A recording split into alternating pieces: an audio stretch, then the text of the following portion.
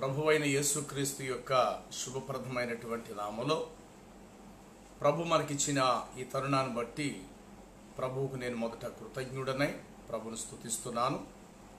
మరి చాలా దినాల నుండి ఈ లైవ్ ప్రోగ్రాము ఫేస్బుక్ ద్వారా మరి బైబిలు మరియు ఖురాన్ ఈ రెండు గ్రంథాలపై చాలా విషయాలను మనము పరిశోధన చేస్తూ వాస్తవమైనటువంటి సంగతులను వెతికి ప్రభు యొక్క మార్గంలో నడవటం అనేది మనకు జరుగుతుంది. మరి ఈ సమయంలో బైబిలు మరియు ఖురాన్ ఈ రెండు గ్రంథాల ద్వారా ముస్లిం సహోదరులకు ఉండేటువంటి కొన్ని సందేహాలు, అనగా బైబిల్ మీద ముఖ్యంగా వారికి యేసుక్రీస్తు యొక్క శిలువ మరణం మీద వారికి ఉండేటువంటి కొన్ని సందేహాలను ఈ సమయంలో వాస్తవాలను మనం వెతికి సత్యాన్ని లోకానికి అందించేటువంటి పనిలో మనం ముందుకు సాగుదాం. ప్రభువుకి మరి నేను కృతజ్ఞతాస్తుతులు చెల్లిస్తూ ఈ కార్యక్రమాన్ని చూస్తున్నటువంటి మా ప్రియులైన వారందరికీ ప్రభు పేరిట నా శుభాలు. అలాగే మా ఖుదా ఈసా మసీ మినిస్ట్రీస్ యొక్క పరిచర్య ద్వారా ఈ కార్యక్రమాన్ని ఏర్పాటు చేయడం జరిగింది. ఈ యొక్క ప్రోగ్రాం చూస్తున్నటువంటి అలాగే మా సంఘ బిడ్డలైన వారందరికీ కూడా ప్రభు పేరిట శుభాలను తెలియపరుస్తూ మరి బైబిల్లో ముస్లింలకు ఉండేటువంటి కొన్ని సందేహాలు, ఎందుకంటే ఖురాన్ సూరాయే అన్-నిసా 157, 158లో ఇలా వ్రాయబడింది. మరియం కుమారుడైన హజరత్ ఈసా అలైహిస్సలాం యేసుక్రీస్తు ఆయనను ఎవరునూ చంపలేదు, ఆయనను సిలువపై వేలాడదీయనో లేదు, వారు ఊహను మాత్రమే ప్రదర్శన చేసిరి. వాస్తవం ఏమనగా ఈసా ప్రవక్తను అల్లా ఆకాశమునకు తీసుకొని ఎత్తుకుపోయాడు. అయితే యేసును పోలిన మరొక మనుషుణ్ణి యూదులు సిలువ వేసి సిలువపై చంపిరి. చనిపోయినటువంటి వారు వాస్తవానికి యేసుక్రీస్తు కానే కారు, వేరే ఒక మనుషుడు సిలువపై మరణించారు అనేటువంటి మాట ఖురాన్ సూరాయే అన్-నిసా 157, 158లో వ్రాయబడింది. ఇలాగా ఖురానులో క్రీస్తు సిలువ వేయబడలేదు, సిలువపై ఆయన మరణించలేదు అనేటువంటి ఆ మాటను మరి బలపరుచుకోవటానికి, అందుకు బైబిల్లో యేసు సిలువపై మరణించలేదు అనే సందర్భాలు ఏమైనా దొరుకుతాయా, అసలు యేసుకి మరణం అంటే ఇష్టం లేదు అనేటువంటి వాక్యాలు కానీ ఏమైనా దొరుకుతాయా అని పరిశోధనలో ముస్లింలు పరిశోధన చేయగా, అనగా ఈ వక్తలు అనగా ఖురాన్ టు బైబిల్ ఈ రెండు గ్రంథాలపై ఎక్కువగా డిబేట్స్ కార్యక్రమాన్ని ఏర్పాటు చేసే సహోదరులు, లేక తమ మతాన్ని ముందుకు సాగించుకోవాలని ప్రయత్నం చేసేటువంటి సహోదరులు బైబిల్ను బాగా బట్టీగా పరిశోధన చేయగా, బైబిల్లో కొన్ని విషయాలు వారి కంటికి కనబడేసరికి ఆ మాటలను ఎత్తి చూపిస్తూ ఖురాన్ ఏదైతే చెప్తుందో ఆయన సిలువ మీద చనిపోలేదని, అదుగో ఖురాన్ చెప్తున్నట్లుగానే మీ బైబిల్లో కూడా యేసుక్రీస్తు వారు చనిపోలేదు అని చెప్పటానికి, అసలు ఆయనకి మరణం అంటే కూడా ఇష్టం లేదు అని చెప్పటానికి కొన్ని విషయాలను వారు తీసుకోవటం జరిగింది. రెండవదిగా, యేసుక్రీస్తును మీరు ఎలాగ దేవుడితో సమానంగా పోల్చి ప్రార్థిస్తున్నారు? ఆరాధనకు యోగ్యుడు అల్లా అంటే యెహోవా దేవుడే. మీరు యేసుక్రీస్తు వారిని ఎలాగ ఆయన ప్రభువా ప్రభువా ప్రభు అని ప్రార్థన చేస్తున్నారు? అసలు యేసుక్రీస్తు ప్రభు వారి యొక్క ఔన్నత్యం లేక ఆయన శక్తి ఏ పాటిది? ఆయన్ని దేవుడి స్థానంలో పెట్టి పూజించటం అనేది చాలా పాపం. ఎందుకంటే ఖురాన్లో చెప్పబడింది, యేసుక్రీస్తుని లేక దేవుని స్థానంలో మరి ఎవరినైనా పెట్టి పూజిస్తే దేవుడితో సమానమని ఎవరినైనా ఒకవేళ అంటేనట ఆకాశమే చీలిపోవును, భూమి బ్రద్దలైపోవును అని చెప్పి వ్రాయబడింది. మరి దాదాపు 2000 సంవత్సరాల నుండి క్రైస్తవ సమాజం మరి యేసుక్రీస్తు దేవుడే దేవుడే దేవుడే అని చెప్పి ప్రకటన చేస్తున్నా, మరి ఎప్పుడు ఆకాశం ఏం చీలిపోలేదే, ఎప్పుడు భూమి ఏమీ బ్రద్దలైపోలేదే. భూకంపాలు అనేవి క్రీస్తుకు ముందు నుండి వస్తూ ఉన్నవి, ఈరోజు కూడా భూకంపాలు అనేవి అక్కడక్కడ వస్తూ ఉన్నాయి. ఆకాశం నుండి కురిసే వర్షం ద్వారా వరదలు అనేవి అక్కడక్కడ వస్తున్నాయి, అవి క్రీస్తుకు పూర్వొచ్చాయి, ఇప్పుడు కూడా వస్తున్నాయి. కానీ విచిత్రంగా ఏమిటంటే ఖురాన్లో యేసుక్రీస్తు అల్లాకి ఎవరినైనా భాగస్వాములుగా చేస్తే అల్లా స్థానంలో ఇంకెవరినైనా పెట్టి పూజిస్తే దానంత పాపం మరొకటి లేదు. అలా చేస్తే గనుక ఆకాశమే చీలిపోవును, భూమే బ్రద్దలైపోవును అన్నాడు. మరి ఇంతకాలం నుండి యేసుక్రీస్తు దేవుడే అని చెప్తున్న వారు ఉన్నారు. మరి యేసుక్రీస్తు కాకుండా బయట బాబాలు ఇంకెవరెవరో వారు కూడా దేవుళ్ళు అంటూ వెలుగులోకి వచ్చారు. మరి ఖురాన్ ప్రకారం ఆకాశం ఎప్పుడో చీలిపోవాలేమో కదా, ఎప్పుడో భూమి కూడా బ్రద్దలైపోయి శూన్యమైపోవాలి కదా. అయితే ప్రియులారా, ముస్లింలకున్న మరొక విషయం ఏంటంటే, సందేహం ఏంటంటే, యేసుక్రీస్తుని మీరు దేవుడి స్థానంలో పెట్టి పూజిస్తున్నారు. అయితే మీ యేసుక్రీస్తు ప్రభు యొక్క స్థానం ఏంటి బైబిల్లో అని అంటూ వారి బైబిల్లో నుండి ఒక విషయాన్ని వారు చూపిస్తారు. బహుశా ఈ విషయం ఈరోజు కూడా క్రైస్తవ సమాజానికి కూడా కొంత అంతగా అవగాహన చేసుకోలేని పరిస్థితిలో కూడా కొందరు క్రైస్తవులు కూడా ఉన్నారని చెప్పేసి మనం నమ్మాలి. ఎందుకంటే వాళ్ళు అనటంలో, ముస్లింలు అలా అనటంలో తప్పులేదు. వారికి ఆ వచనాలు వారికి అలా కనబడుతున్నాయి కంటికి, కాబట్టి వారు అలా అంటుంటారు. అదే వాళ్ళు ఆ మాటలు అంటుంటుండగా వాక్యాన్ని ఎరిగినటువంటి క్రైస్తవులు కూడా ఆ మాటలు నమ్మి నిజమేనేమో అని భ్రమలో పడిపోయే సందర్భాలు కూడా చాలా సందర్భాల్లో క్రైస్తవులు, పాస్టర్లు కూడా ఉన్నారు. అదేంటో ఈ దినకాలం ఒక విషయాన్ని మీకు జ్ఞాపకం చేస్తాం. ఒక సందర్భంలో యేసుక్రీస్తు ప్రభు యొక్క శిష్యులు యేసు ప్రభువాన్ని అడిగారు. అదేంటంటే, యుగాంతం, ఈ యొక్క భూమి లేక ఆకాశం లేక లోకం యొక్క అంతం కోసం యేసు ప్రభు శిష్యులు మాట్లాడడం జరుగుద్ది. అయితే అలా మాట్లాడినప్పుడు ఏం జరుగుతుందంటే, మత్తయి సువార్త 24 రిఫరెన్స్ రాసుకోండి. మత్తయి సువార్త 24:36లో యేసు ఇలాగు చెప్పారు, ఆ దినమును గూర్చి గాని ఆ గడియను గూర్చి గాని తండ్రి మాత్రమే ఎరుగును గాని ఏ మనుషుడైనను, అలాగే పరలోకములో దూతలైనను కుమారుడైనను ఎరుగరు అని చెప్పడం జరిగింది. ఇక్కడ 3 విషయాలు ప్రభు ప్రస్తావన చేశారు. ఎందుకంటే యేసు శిష్యులు అడిగారు, ఈ యొక్క అంతము, ఈ యొక్క చివరి గడియ లేక భూమి ఆకాశాలు అంతమయ్యే సమయానికి ఏం జరుగుద్ది, ఎలా ఉంటుంది అని అడిగినప్పుడు ఆయన చెప్తున్న మాట ఏమిటంటే, యేసు ప్రభు ఆ గడియ, అంతమవ్వాల్సిన ఆ సమయం లేక వినాశనం లేక ఆయన రాకడ, ఇవి తండ్రికి మాత్రమే తెలియను తప్ప కనీసము ఏ మనుషునికైనను, అలాగే పరలోకము నుండి తరచుగా అప్పుడప్పుడు వచ్చే దూతలలో ఏ దూతకైనను, ఆఖరికి కుమారునికైనను తెలియదు అని చెప్పారు ప్రభు. ఇక్కడ 3 విషయాల్లో కుమారుడికైనను అది తెలియదు అని అన్న మాటను ముస్లిం సహోదరులు ఆ మాటను భూతద్దంలో పెట్టి చూపిస్తూ, మీ యేసు ప్రభు ఏదో చాలా పెద్ద గొప్పవాడని మీరు అంటున్నారు, ఆయన పూజ్యనీయుడు, పూజార్హుడు అని మీరు తరచుగా మాట్లాడుతున్నారు. మీ బైబిల్లోనే యేసు ప్రభు వారు తన శిష్యులు అడిగితే చెప్పుకోలేకపోయాడు. ఆయన, అయ్యా నీ రాకడ ఎప్పుడు, మరలా నువ్వు ఎప్పుడు వస్తావు, అసలు భూమి ఆకాశాలు ఎప్పుడు అంతమవుతాయి, ఇది ఎలా సంభవించబోతుంది త్వరలో అని అంటే, ఆ గడియ తండ్రికే తెలుసు తప్ప పరలోకలు దూతలకు తెలియదు, కనీసం భూమి మీద ఏ మనుషుడికి తెలియదు, చివరికి కుమారుడికైనాను తెలియదని మీ యేసువారే ఒప్పుకున్నారు కదా. మరి అక్కడ 3 విషయాలు, అక్కడ కుమారుడని ప్రస్తావన వచ్చింది కదా. అంటే కుమారుడు అంటే మీ యేసు ప్రభువే కదా. అంటే కుమారుడైన యేసుక్రీస్తుకే తెలియదన్నప్పుడు ఆయన ఎలాగ పూజ్యుడు? ఇప్పుడు దేవుడు అంటే సర్వంత్రయామి, జరగబోయేవి, జరుగుతున్నవి, ఇక ముందు ఎప్పుడో జరగవలసినవన్నీ కూడా సమస్తం ఎరిగిన వాడు సృష్టికర్త అయిన యెహోవా దేవుడు కదా. మరి అలాంటి యెహోవా దేవుడితో నాకేమీ తెలియదని ఒప్పుకున్న మీ యేసుక్రీస్తు ప్రభువారు ఏమాత్రపు వాడు? ఆయన ఎలాగ దేవుడితో మీరు సమానం చేస్తున్నారు? ఆఖరికి ఆయనే ఒప్పుకున్నాడు, ఏమని? ఆ రాకడ, ఆ సమయం ఎప్పుడు నాకే తెలియదు, కుమారుడికైనా తెలియదనేసి మీ యేసు ప్రభు ఒప్పుకున్నారు కదా అని ఇదే మాట తరచుగా ముస్లింలు ఆ పాయింట్ రేజ్ చేస్తారు. ఆ మాట చదువుతున్నప్పుడు క్రైస్తవులు కూడా కొంత ఆలోచనలో పడి, నిజంగా వీళ్ళు చెప్పేది కరెక్టే కదా, అంటే కుమారుడికైనా తెలియదంటే ఆయన చాలా తక్కువవాడే కదా, దేవుడు స్థానం ఎక్కడా, యేసుప్రభు స్థానం ఎక్కడా, అంటే యేసుప్రభు కూడా తెలియదు అన్నమాట అని చెప్పి యేసుక్రీస్తు ప్రభుని ఏదో ఒక అమాయకుడుగా గానో, ఒక చిన్న పిల్లవాడుగా గానో, ఆయనకు జరగబోయేదేదో అసలు ఏమి తెలియదు అన్నట్టుగా క్రీస్తు ప్రభుని చాలా తక్కువ చేసి మాట్లాడే సందర్భాలు కొన్ని సందర్భాలు. ఎందుకంటే అక్కడ వాక్యం మీకు అలాగే కనబడతాయి. శిష్యులు అడిగారు, ప్రభువా ఆ దినము ఎలా, ఏమి సంభవించును, ఆ దినము ఎప్పుడొచ్చును అన్నారు.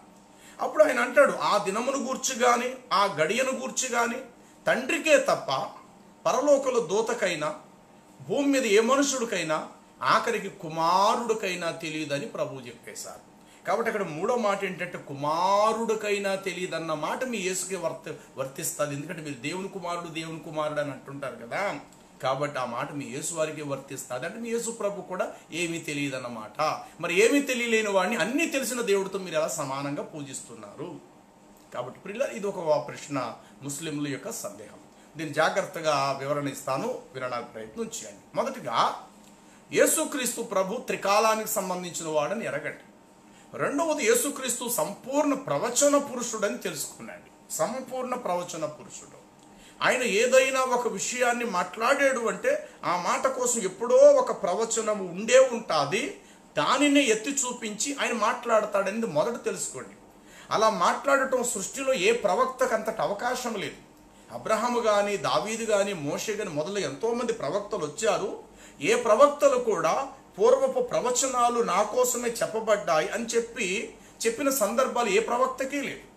అయితే యేసుక్రీస్తు ప్రభు వారు ఏదైనా ఒక విషయం మాట్లాడారు అని అంటే కనుక దానికి సంబంధించిన ప్రవచనము ఖచ్చితంగా ఉంటుందని నమ్మండి.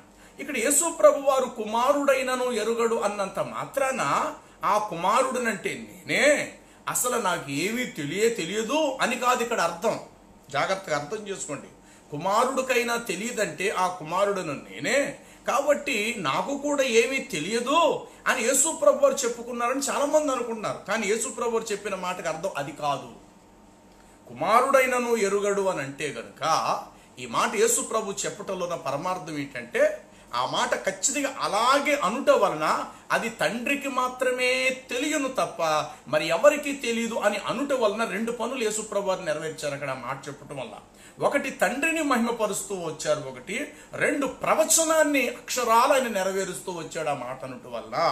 అదేంటి ఇప్పుడు చూడండి, జకరియా గ్రంథము 14వ అధ్యాయం, దేవుని పరిశుద్ధ బైబిల్ గ్రంథము జకరియా గ్రంథము 14వ వచనము 14వ అధ్యాయం 6-7 వచనాన్ని మనం చదివితే అక్కడ ఇలా రాయబడి ఉంటుంది. ఆ దినము యెహోవా దినము, ఆ దినము వెలుగు లేకపోవును, ఆ దినము ప్రత్యేకమైనదిగా ఉండును, అది యెహోవాకు మాత్రమే తెలియబడిన దినము, అది పగలు కాదు రాత్రి కాదు అని రాయబడింది. జకరియా గ్రంథం 14వ అధ్యాయం 6-7 వచనములు అక్కడొకటి ఇదే మాట ఉంటుంది. ఆ దినము ప్రత్యేకమైనదిగా ఉండును, ఆ దినము యెహోవా దినము, ఆ దినము వెలుగు లేకపోవును, ఆ దినము ప్రత్యేకముగా ఉండును, అది యెహోవాకు మాత్రమే తెలియబడిన దినము, అది పగలు కాదు రాత్రి కాదు అని చెప్పబడింది. అంటే ఇప్పుడు యేసు శిష్యులు అడిగారు, యేసు ప్రభువా మరి నీ రాకడేంటి, లేకపోతే భూమి ఆకాశం ఎలా అంతమవుతాయి అంటే ఆ మాటకు యేసు ప్రభు వారు సింపుల్గా అప్పుడు ఇలా జరుగుద్ది, ఇలా అలా జరగబోతున్నాయి అని సింపుల్గా ఏం చెప్పలేదు. ఉదాహరణ అయితే ఇచ్చాడు.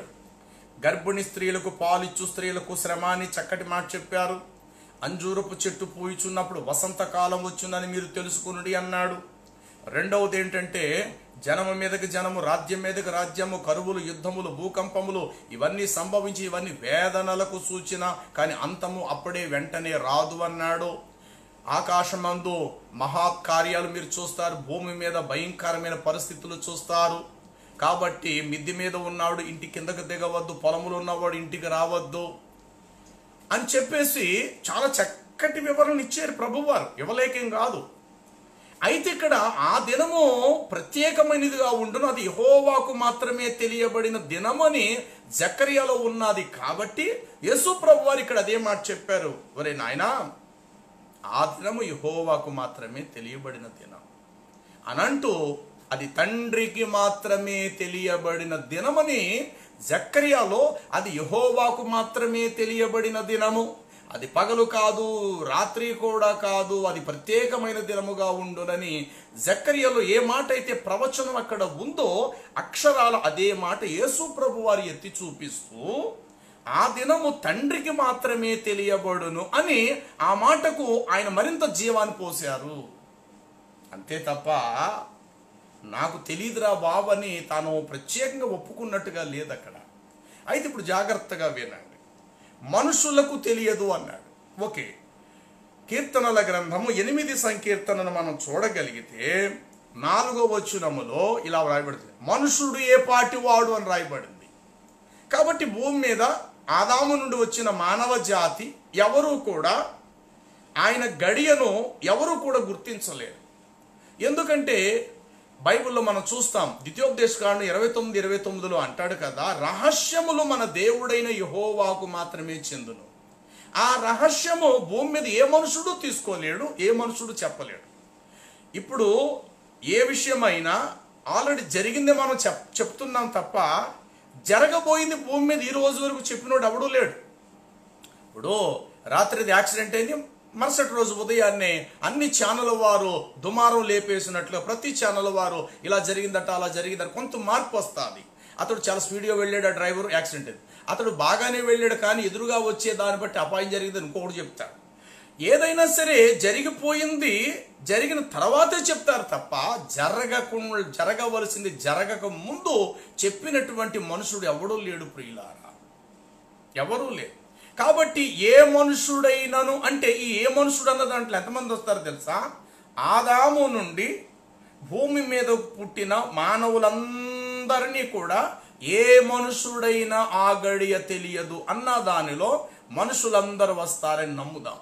రెండవది, పరలోకములో దూతలైనను ఆ గడియ తెలుసుకోలేరు అన్నాడు. కాబట్టి దూతలకు కూడా తెలియదు. ఎందుకంటే యోబు గ్రంథము 15వ అధ్యాయం 15వ వచనాన్ని మనము చూస్తే ఆయన దూతలయందు నమ్మికయుంచడు అని రాయబడింది. దూతలైన ఆయన దృష్టికి ఏమి గొప్పేమి కాదు. ఆ దూతలు కూడా తన భక్తులైన ప్రజలకు సేవ చేయటానికి దూతలను పరిచారకులుగా దేవుడు ఎన్నుకున్నాడు. దూతలనేవారు ఆయన రాజ్యములో నిరంతరం ఉండొచ్చు. ఆ దూతలు ఎవరు అని అంటే తన భక్తులైనటువంటి వారి పాదములు తొట్టిల్లిపోకుండా ఆయన తన దూతలను పంపి వారికి సహాయం చేసేటట్లుగా దేవుడు ఏర్పరిచిన పరిచారకులే దేవదూతలు.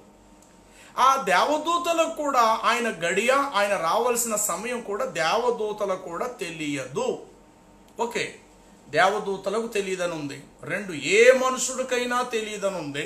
మనుషుడంటే ఎవరంటే ఆదాము నుండి వచ్చిన మానవ జాతి ప్రజలు, అందులో ప్రవక్తలు కూడా ఉండొచ్చు, వారికి కూడా తెలియదని కూడా అర్థం. అయితే అసలైన విషయం ఏంటంటే కుమారుడికైనా తెలియదు అన్నారు. చూసారండి, అక్కడ కుమారుడు అన్న ప్రస్తావన చాలామంది యేసు ప్రభువే కదా అనుకుంటున్నారు. ముస్లింలు అలా అనుకుంటున్నారు, వాక్య పరిజ్ఞానము తెలియలేని క్రైస్తవులు కూడా అదే అనుకుంటారు. కుమారుడికైనను ఆ గడియ తెలియదు అని అంటే అది యేసుకు అని కాదుగాక. అసలు కుమారుడు అంటే ఎవరనేది ముందు ఆలోచిద్దాం. కుమారుడు అని అంటే ఎవరు అని అనగా, చూడండి, నిర్గమాకాండము 4వ అధ్యాయాన్ని మనం చూస్తే అక్కడ 22వ వచనములో ఇలా రాయబడి ఉంటుంది. నీవు ఫరోతో ఇలా చెప్పుము, మోషే, ఇశ్రాయేలు నా కుమారుడు, అతడు నన్ను సేవించున్నట్లు అతడిని పోనిమ్ము అని నువ్వు మోషే నువ్వు ఫరోతో చెప్పుము, ఇశ్రాయేలు నా కుమారుడు అన్నాడు దేవుడు. అంటే ఇశ్రాయేలీలు ఎవరండి? మనుషులలోనే నా కుమారుడు అని చెప్పబడిన వారు, ప్రత్యేకించబడిన వారు అని అర్థం. వారికి కూడా తెలియదు. తర్వాత సమూయేలు గ్రంథాన్ని మనం గమనించగలిగితే 1 సమూయేలు 7వ అధ్యాయము ఆ యొక్క 14వ వచనము చూస్తే అక్కడ ఏమంటాడంటే, ఓ దావీదు, నీకు సులైమాన్ అనేటువంటి కుమారుడు పుట్టబోతాడు, అతడు నాకును కుమారుడే. నీకే కాదు సుమా, సులైమాను నాకును కుమారుడు అయ్యున్నాడు, అతడు నాకు ఒక ఆలయమును కడతాడు అని చెప్పి 7వ అధ్యాయం 14వ వచనంలో రాయబడింది. అంటే దేవుని కుమారుడు ఎవరంటే సులైమాను కూడా దేవుని కుమారుడే, ఇజ్రాయేలు కూడా నా కుమారుడే.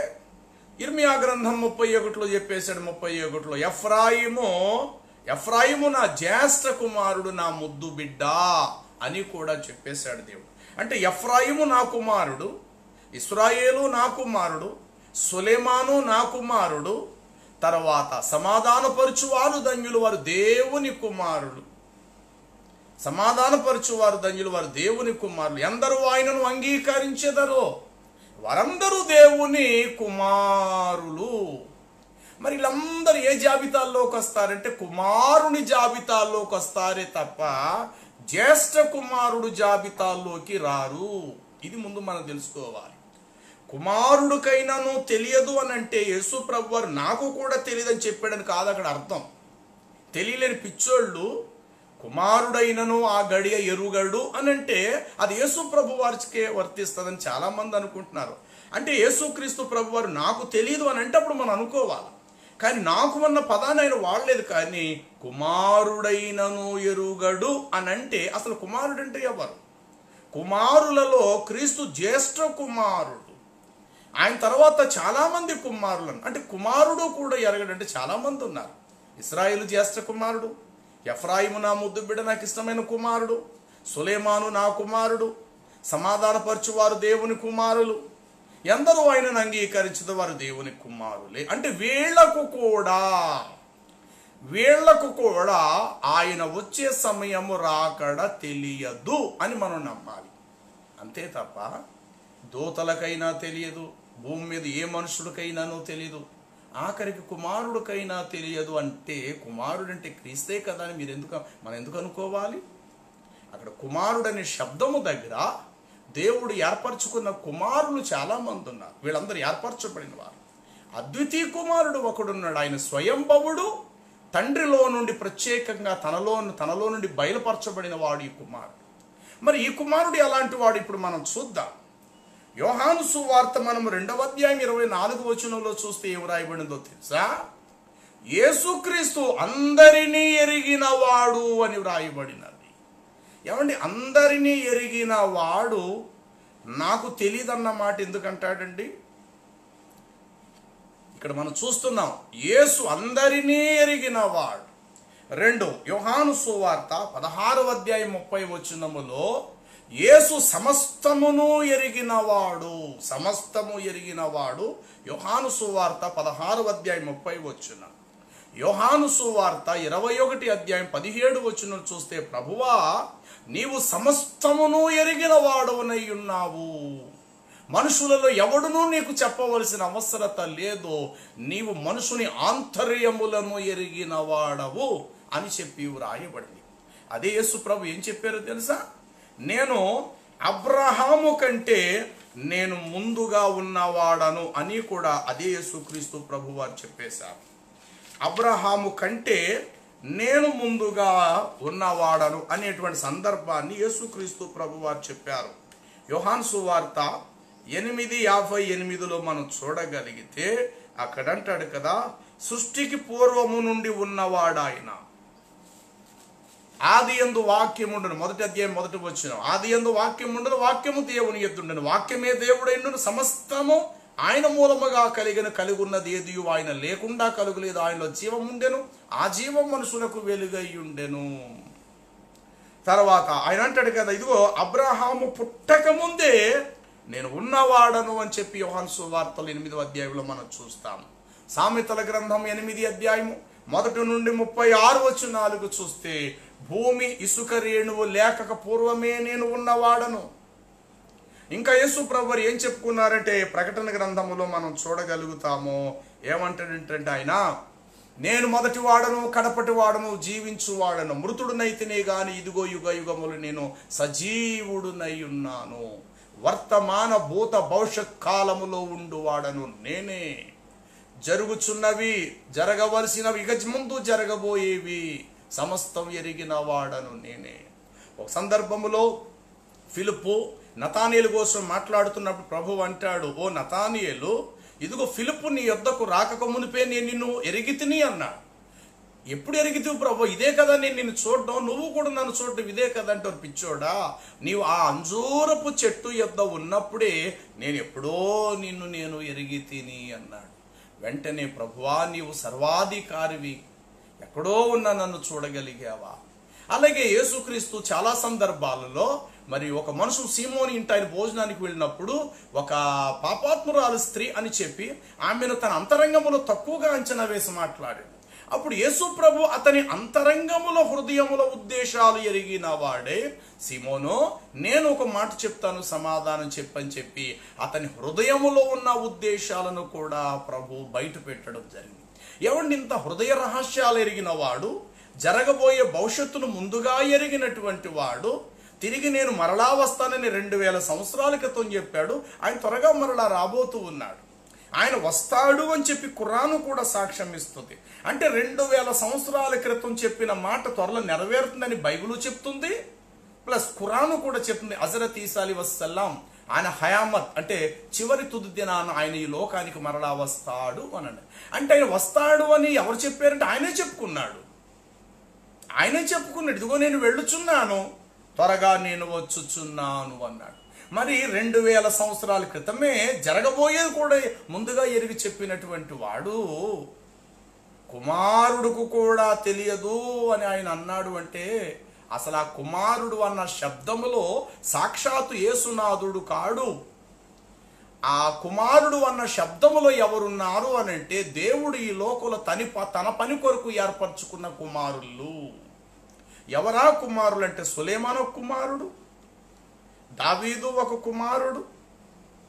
ద్వితీయోపదేశ కాండం 14వ అధ్యాయంలో చూస్తే అక్కడ మనందరం యెహోవా బిడ్డలం అని చెప్పేసి ఒక సందర్భం ఇలా వ్రాయబడి ఉంటుంది. ద్వితీయోపదేశ కాండము 14వ అధ్యాయము, మీరు మీ దేవుడైన యెహోవాకు బిడ్డలు, మీరు మీ దేవుడైన యెహోవాకు బిడ్డలు అని చెప్పి 14వ అధ్యాయము మొదటి వచనములో ఉంది. ఎందరూ ఆయనను అంగీకరిస్తారు వారు దేవుని కుమారులే. అంటే దేవుని కుమారులని ఏర్పరచబడిన వారికి కూడా తెలవదు ఆయన వచ్చే సమయము. కాబట్టి ప్రియులారా, మనుషులకైనాను అన్నాడు. మనుషులంటే ఎవరు అంటే దేవుణ్ణి ఎరగని శాస్త్రజ్ఞులే కావచ్చు, ఇంకెవరైనా తెలివైన వారు. భూమి మీద అందరూ మానవులందరూ ఆదాము సంతానమే. కాబట్టి మనుషులలో ఎవ్వరికీ తెలియదు అన్నాడు ఒక విషయం.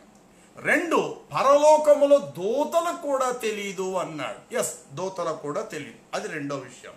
3వది కుమారునికైనను తెలియదు అన్నాడు. కుమారుడు అంటే అక్కడ క్రీస్తు అని ఎందుకు అనుకోవాలి?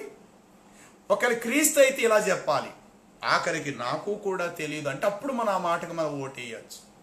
కుమారునికైనను కుమారుడైనను ఎరుగడు అని అంటే ఆ కుమారుడు నేనేం చెప్పుకోలేదు కదా, ఆ కుమారుడు నేనేం చెప్పలేదు.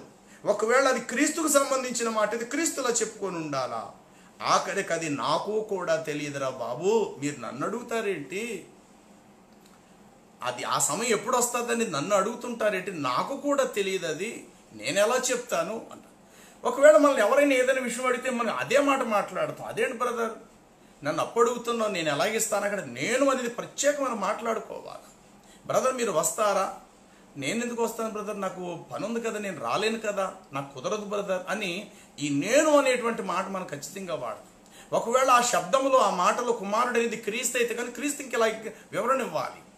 ఆఖరికి దూతలైనా భూమి మీద ఏ లోకంలో ఉన్న ఏ మనుషులైనా ఆఖరికి నేనైనా నాకు కూడా తెలవదు అన్న మాట మాట్లాడాలి. కానీ యేసునాథుడు అలా మాట్లాడలా. కుమారుడైనను ఎరుగడు. కుమారుడు అంటే ఎవరండి అనంటే ఇశ్రాయేలు నా కుమారుడు అన్నాడు దేవుడు. ఎఫ్రాయిము నా కుమారుడు అన్నాడు దేవుడు. సులేమాను నా కుమారుడు అన్నాడు దేవుడు. సమాధాన పరుచువారు ధన్యులు, వారు దేవుని కుమారుడు అన్నారు. ఎందరూ ఆయన అంగీకరిస్తారు వారు దేవుని కుమారుడు అన్నారు. అంటే ఈ విధముగా ప్రభువుని తెలుసుకొని ఆరాధిస్తూ ఉన్నా వీరుకు కూడా తెలియదు అనే అర్థము తప్ప అక్కడ కుమారుడు అంటే సాక్షాత్తు క్రీస్తే. కాబట్టి ఏమీ తెలియలేని అమాయకుడైన క్రీస్తుని ఎందుకు మీరు పూజిస్తున్నారు? ఎందుకు ఆయనకి నమస్కరిస్తున్నారు? ఎందుకు ఆయన్ని మీరు ప్రార్థిస్తున్నారు? అసలు ఆయనే చెప్పుకున్నాడు కదా, కుమారుడు అంటే నాకే తెలియదని అన్నాడు కదా అని అడ్డదారుల్లో వెళుతూ ఆ వాక్యాన్ని మరో రూపంలో బోధించేవారు ఉన్నారు. అయితే యేసు ప్రభు వారు ఆ గడియ తండ్రికి మాత్రమే తెలియను అన్న మాటలో అర్థం ఏంటంటే జకర్యాలో ఉన్నటువంటి ప్రవచనాన్ని ఉన్నది ఉన్నట్టుగా అక్షరాలుగా ప్రభు దానిని తెలియపరిచాడనే విషయమే మనం నమ్మాలి తప్ప ఆ మాటను కాదని వేరే త్రోవలో ప్రభు వెళ్ళి చెప్పలేదు ప్రియులారా. కాబట్టి దయచేసి ఒకవేళ మీ సందేహము ఈ విధంగా ఉంటే ఈ మాటల ద్వారా మీరు తీర్చుకోండి. దేవదూతలు అంటే దేవదూతలే, ఏ మనుషుడైనానంటే భూమి మీద ఉన్న సకల మనుషులు అని అర్థం. కుమారుడు అని అంటే కనుక సమాధానపరచువారు ఇజ్రాయేలు, ఎఫ్రాయిము వీళ్ళందరూ కూడా కుమారుడి స్థానంలోకి వస్తారు. ఆఖరికి వీరు కూడా ఇప్పుడు చెప్తున్న దేవుని సేవకుడు నాకు కూడా తెలీదు, ఆయన నన్ను అంగీకరించాడు, నేను ఆయన తండ్రి అని పిలుస్తున్నాను, నేను ఆయనకు కుమారుడును, ఆయన తండ్రి అయి ఉన్నాడు, అయినా సరే నాకు కూడా తెలియదు కదా. ప్రసంగాలు అయితే మేము చేస్తాం, ప్రభు త్వరలో వస్తున్నాడు, ప్రభు త్వరలో వస్తున్నాడు. 2000 సంవత్సరాల నుండి అపోస్తలుడైన పౌలు కాలం నుంచి కూడా ఈ బోధలు జరుగుతూనే ఉన్నాయి, ఆయన వస్తాడు వస్తాడు వస్తాడు. కానీ ఎవడు కూడా ఇదిగో పలానా టైం అని ఈ రోజుకు చెప్పలేదు కదా. ఎందుకంటే కాలములు సమయములు తండ్రి తన చేతుల్లో ఉంచుకున్నాడు. అది ఏ సమయం అనేది తండ్రికే తెలియను అని జకర్యాలో వ్రాయబడింది. కాబట్టి ఆ మాటకు యేసువారు మరింత ప్రాణాన్ని పోసిన వాడయ్యాడు, జీవాన్ని అందించాడు. ఆ మాట జకర్యాలో ఏం చెప్పాడు? అది యెహోవాకు తెలియబడిన దినము, అది ప్రత్యేకమైన దినముగా ఉండును, అది పగలు కాదు రాత్రి కాదు, అది ప్రత్యేకంగా యెహోవాకు మాత్రమే తెలిసిన దినము అన్నాడు. ఆ యెహోవాకే తెలిసిన దినాన్ని ఇప్పుడు వీళ్ళు అడిగారు. అది ఎప్పుడు ఏ సమయాన్ని? వారు పిచ్చోళ్ళారా? అది తండ్రికి మాత్రమే తెలియదు తప్ప దూతలకైనా తర్వాత మనుషులకైనా కుమారుడికైనా తెలియదంటే ఆ కుమారుడు స్థానంలో యేసు కాదు సుమా. ప్రభువుని సొంత రక్షకుడిగా అంగీకరించిన వాళ్ళందరూ కుమారుడు స్థానంలో ఉన్నారు. మరి నిజానికి జ్యేష్ఠ కుమారుడని యేసు స్థానం ఏంటో తెలుసా? అబ్రహాము పుట్టక ముందు నేను ఉన్నవాడు. 2000 సంవత్సరాల క్రితం చెప్పిదిగో నేను వెళ్తున్నాను మరలా వస్తాను. అక్షరాల మాట నెరవేరుతుంది త్వరలో. అంటే జరగబోయేది ఎప్పుడో చెప్పాడు, త్వరలో ఆయన మాట నెరవేర్చబడుతుంది. భూకంపాలు వరదలు అన్నాడు, నా నామం జనులు మిమ్మల్ని హింసిస్తారన్నాడు. ఆల్రెడీ 2000 సంవత్సరాల నుండి ఆయన నామాన్ని కలిగిన వారందరినీ హింసించడం జరిగింది. అంటే ఇవన్నీ కూడా యేసు జరగబోయే ముందుగా ఎరిగి చెప్పిన వాడే కదా. మరి అలాంటిది ఆయన రాకడ ఎప్పుడు ఆయనకే తెలియదా ఏంటి? కాబట్టి దయచేసి ఈ విషయాన్ని అలా అనుకోవద్దు. వాస్తవం ఏంటంటే ఆ కుమారుడు స్థానంలో యేసుక్రీస్తు ప్రభుని రక్షకుగా నమ్మిన కుమార వారసత్వం కలిగిన వారందరూ కూడా అందులో. కాబట్టి ఏ ప్రవక్త కూడా చెప్పలేడు, డేట్ ఇవ్వలేడు. ఆ డేట్ ఎప్పుడనేది కాలం సమయం ప్రభువుకు మాత్రమే తెలియను. అది ఎప్పుడనేది ఆయన చేతుల్లో ఉంది. ఒకటి. రెండో విషయం ఏమిటంటే మత్తయి సువార్త 26:39లో తండ్రి నీ చిత్తమైతే ఈ గిన్నె నా యొద్ద నుండి తొలగించుము. తండ్రి నీ చిత్తమైతే ఈ గిన్నె నా యొద్ద నుండి తొలగించు అని ప్రభు ప్రార్థించారు. మత్తయి సువార్త 26లో యేసు ఇలాగు ప్రార్థించాను, తండ్రి ఈ గిన్నె నా యొద్ద నుండి తొలగిపోనిము అని చెప్పి ప్రార్థించారు. ఇక్కడ గిన్నె అనే మాటకు అర్థము శ్రమలై ఉండొచ్చేమో, లేక సిలువై ఉండొచ్చేమో, లేక మరణమై ఉండొచ్చేమో. అంటే ప్రభువుకి మరణం ఇష్టం లేదు అనుకుంటా. అందుకే పాపం యేసు ప్రభు వారు తనకు రాబోయే శ్రమలకు భయపడిపోయి ముందుగానే ఆ గెత్సెమనే తోటలోనే ఇంకా రాను వారు సైనికులు వచ్చి ఆయన ఇంకా బంధించక ముందే ఆయన ప్రార్థనలు ఇలా చేసేసాడు, తండ్రి ఈ గిన్నె నా యొద్ద నుండి తీసే, ఈ గిన్నె నా యొద్ద నుండి తప్పించేసే అని తండ్రికి ప్రార్థన చేసేసాడు. అంటే యేసు ప్రభు వారికి మరణం అంటే ఇష్టం లేదనే కదా అర్థం, శ్రమలంటే ఇష్టం లేదనే కదా అర్థం, సిలువ అంటే ఇష్టం లేదనే కదా అర్థం. కాబట్టి ఆయనకి ఇష్టం లేనిదే, ఆయనకి ఏదైతే ఇష్టం లేదో అది అక్షరాల జరిగింది. అనగా యేసువారు సిలువ వేయబడలేదు, యేసువారు సిలువ దగ్గరికి రాలేదు, యేసువారు సిలువలో మరణించలేదు. ఎందుకంటే నీతిమంతుని ప్రార్థనలు యెహోవా అంగీకరిస్తాడు. మరి మీ యేసువారు నీతిమంతుడు గనుక మరి మీ నీతిమంతుడైన యేసువారి ప్రార్థన మరి దేవుడు తృణీకరించడు. నీతిమంతుల ప్రార్థనలు ఆయన అంగీకరించును. నీతిమంతుడు కలుగు ఆపదలు అనేకములు, ఆ ఆపదలన్నిటి నుండి తప్పించేవాడు యెహోవాయే అని కీర్తనలో రాయబడింది. కాబట్టి ఇప్పుడు మీ యేసు ప్రభు వారు ఆపదలు రాబోతున్నాయి ఆయనకి. కాబట్టి ఆపదలు రాకముందే ఆపద నుండి తప్పించమని దేవుణ్ణి ప్రార్థించాడు. అక్షరాల దేవుడు ఆ ఆపదలో నుండి పూర్తిగా తప్పించేశాడు. ఇదే మా ఖురాన్ చెప్తున్న వివరణ.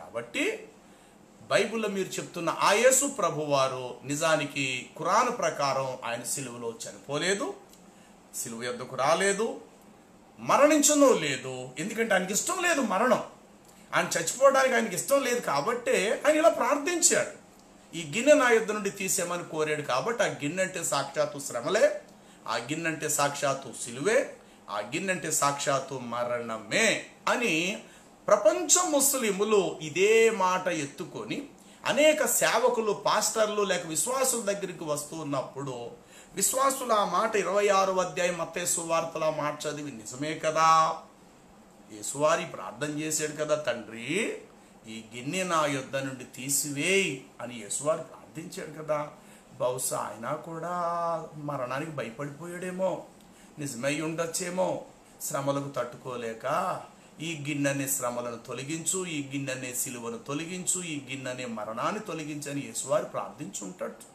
ఎందుకంటే ఆయన మనిషే కదా పాపం అని అనుకొని ఆయనను చాలా తక్కువగా అంచనా వేసేటువంటి కొందరు బలహీన క్రైస్తవులు, నామకార్థ క్రైస్తవులు, వాక్య సత్యము తెలియలేని మతఛాందస్వాదులైన ముస్లింలు చాలా మంది ఉన్నారు ఈ పనిలో. జాగ్రత్తగా వినండి. అసలు గిన్నె అంటే అర్థం ఏంటి? ఈ గిన్నె నా ఇద్దరిని తొలగించు అన్నారు కదా, అసలు గిన్నెలో ఉన్న పరమార్థం ఏమిటి? నిజంగా ముస్లింలు అనుకున్నట్టు గిన్నె అంటే శ్రమలేనా? నిజంగా గిన్నె అంటే మరణమేనా? నిజంగా గిన్నె అంటే సిలువ నుండి నన్ను తప్పించు ప్రభువా అనేనా అర్థం? అనంటే గిన్నె అనే మాటలు ఈ మూడు కూడా కాదుగాక.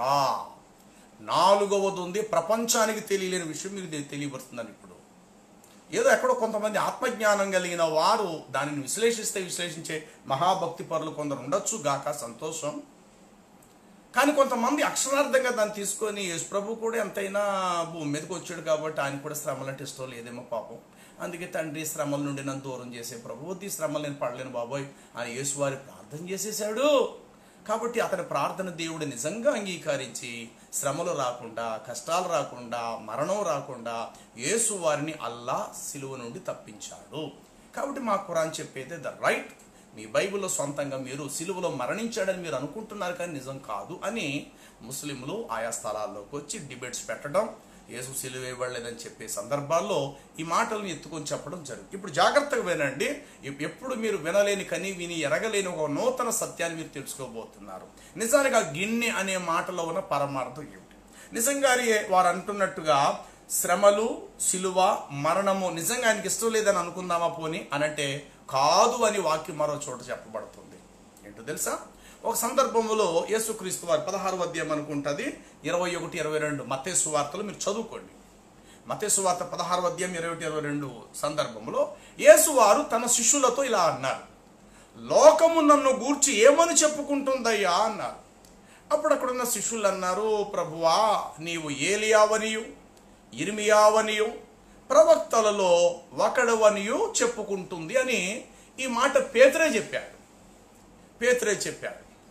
ఆ మాట చెప్పిన తర్వాత ఇంకో మాట ఏమంటాడంటే, సరే మీరేమనుకుంటున్నారు నన్ను కోసం అన్నాడు యేసు ప్రభు. వెంటనే సీమోను పేతురు అంటాడు, ప్రభువా నీవు దేవుని కుమారుడు అని మేము నమ్ముచున్నాము అన్నాడు.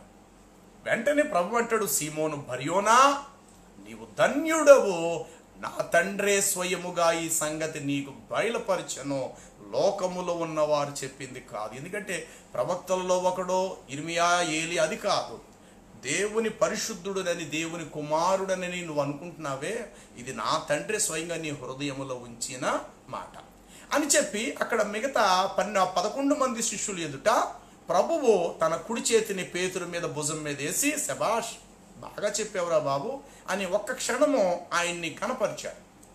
ఇక ఆ చోటు నుండి అలా బయలుదేరి ముందుకి వెళుతుంటుండగా ఇంకొక మాట మాట్లాడారు ప్రభు. ఇప్పుడు ఏమంటారంటే, ఇదిగో మనము యెరూషలేముకి వెళ్ళుచున్నాం, మనుష్య కుమారుడు పాపిష్టులైన మనుషుల చేతికి అప్పగించబడబోతూ ఉన్నాడు, వారు ఆయనను హింసించి ఆయనను కొట్టి ఆయనను చంపివేతురు, సిలువ వేతురు, తిరిగి ఆయన 3వ దినమున లేచుట ఆవశ్యకము అన్నాడు.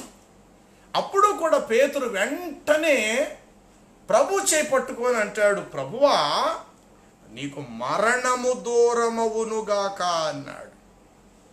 నీకు మరణము దూరమవునుగాక అన్న మాటకు యేసు ప్రభు వారు ఏ మాట వాడారో తెలుసు. అప్పుడు వెంటనే పేతురు వైపు ప్రభు తిరిగి, శైతానా నా వెనక్కు పొమ్ము, నా వెనక్కు పో, నీవు మనుషుల సంగతులను ఎరిగి ఉన్నావు తప్ప దేవుని సంగతులు నీవు గ్రహింపకున్నావే, శైతానా వెనక్కు పో అన్నాడు.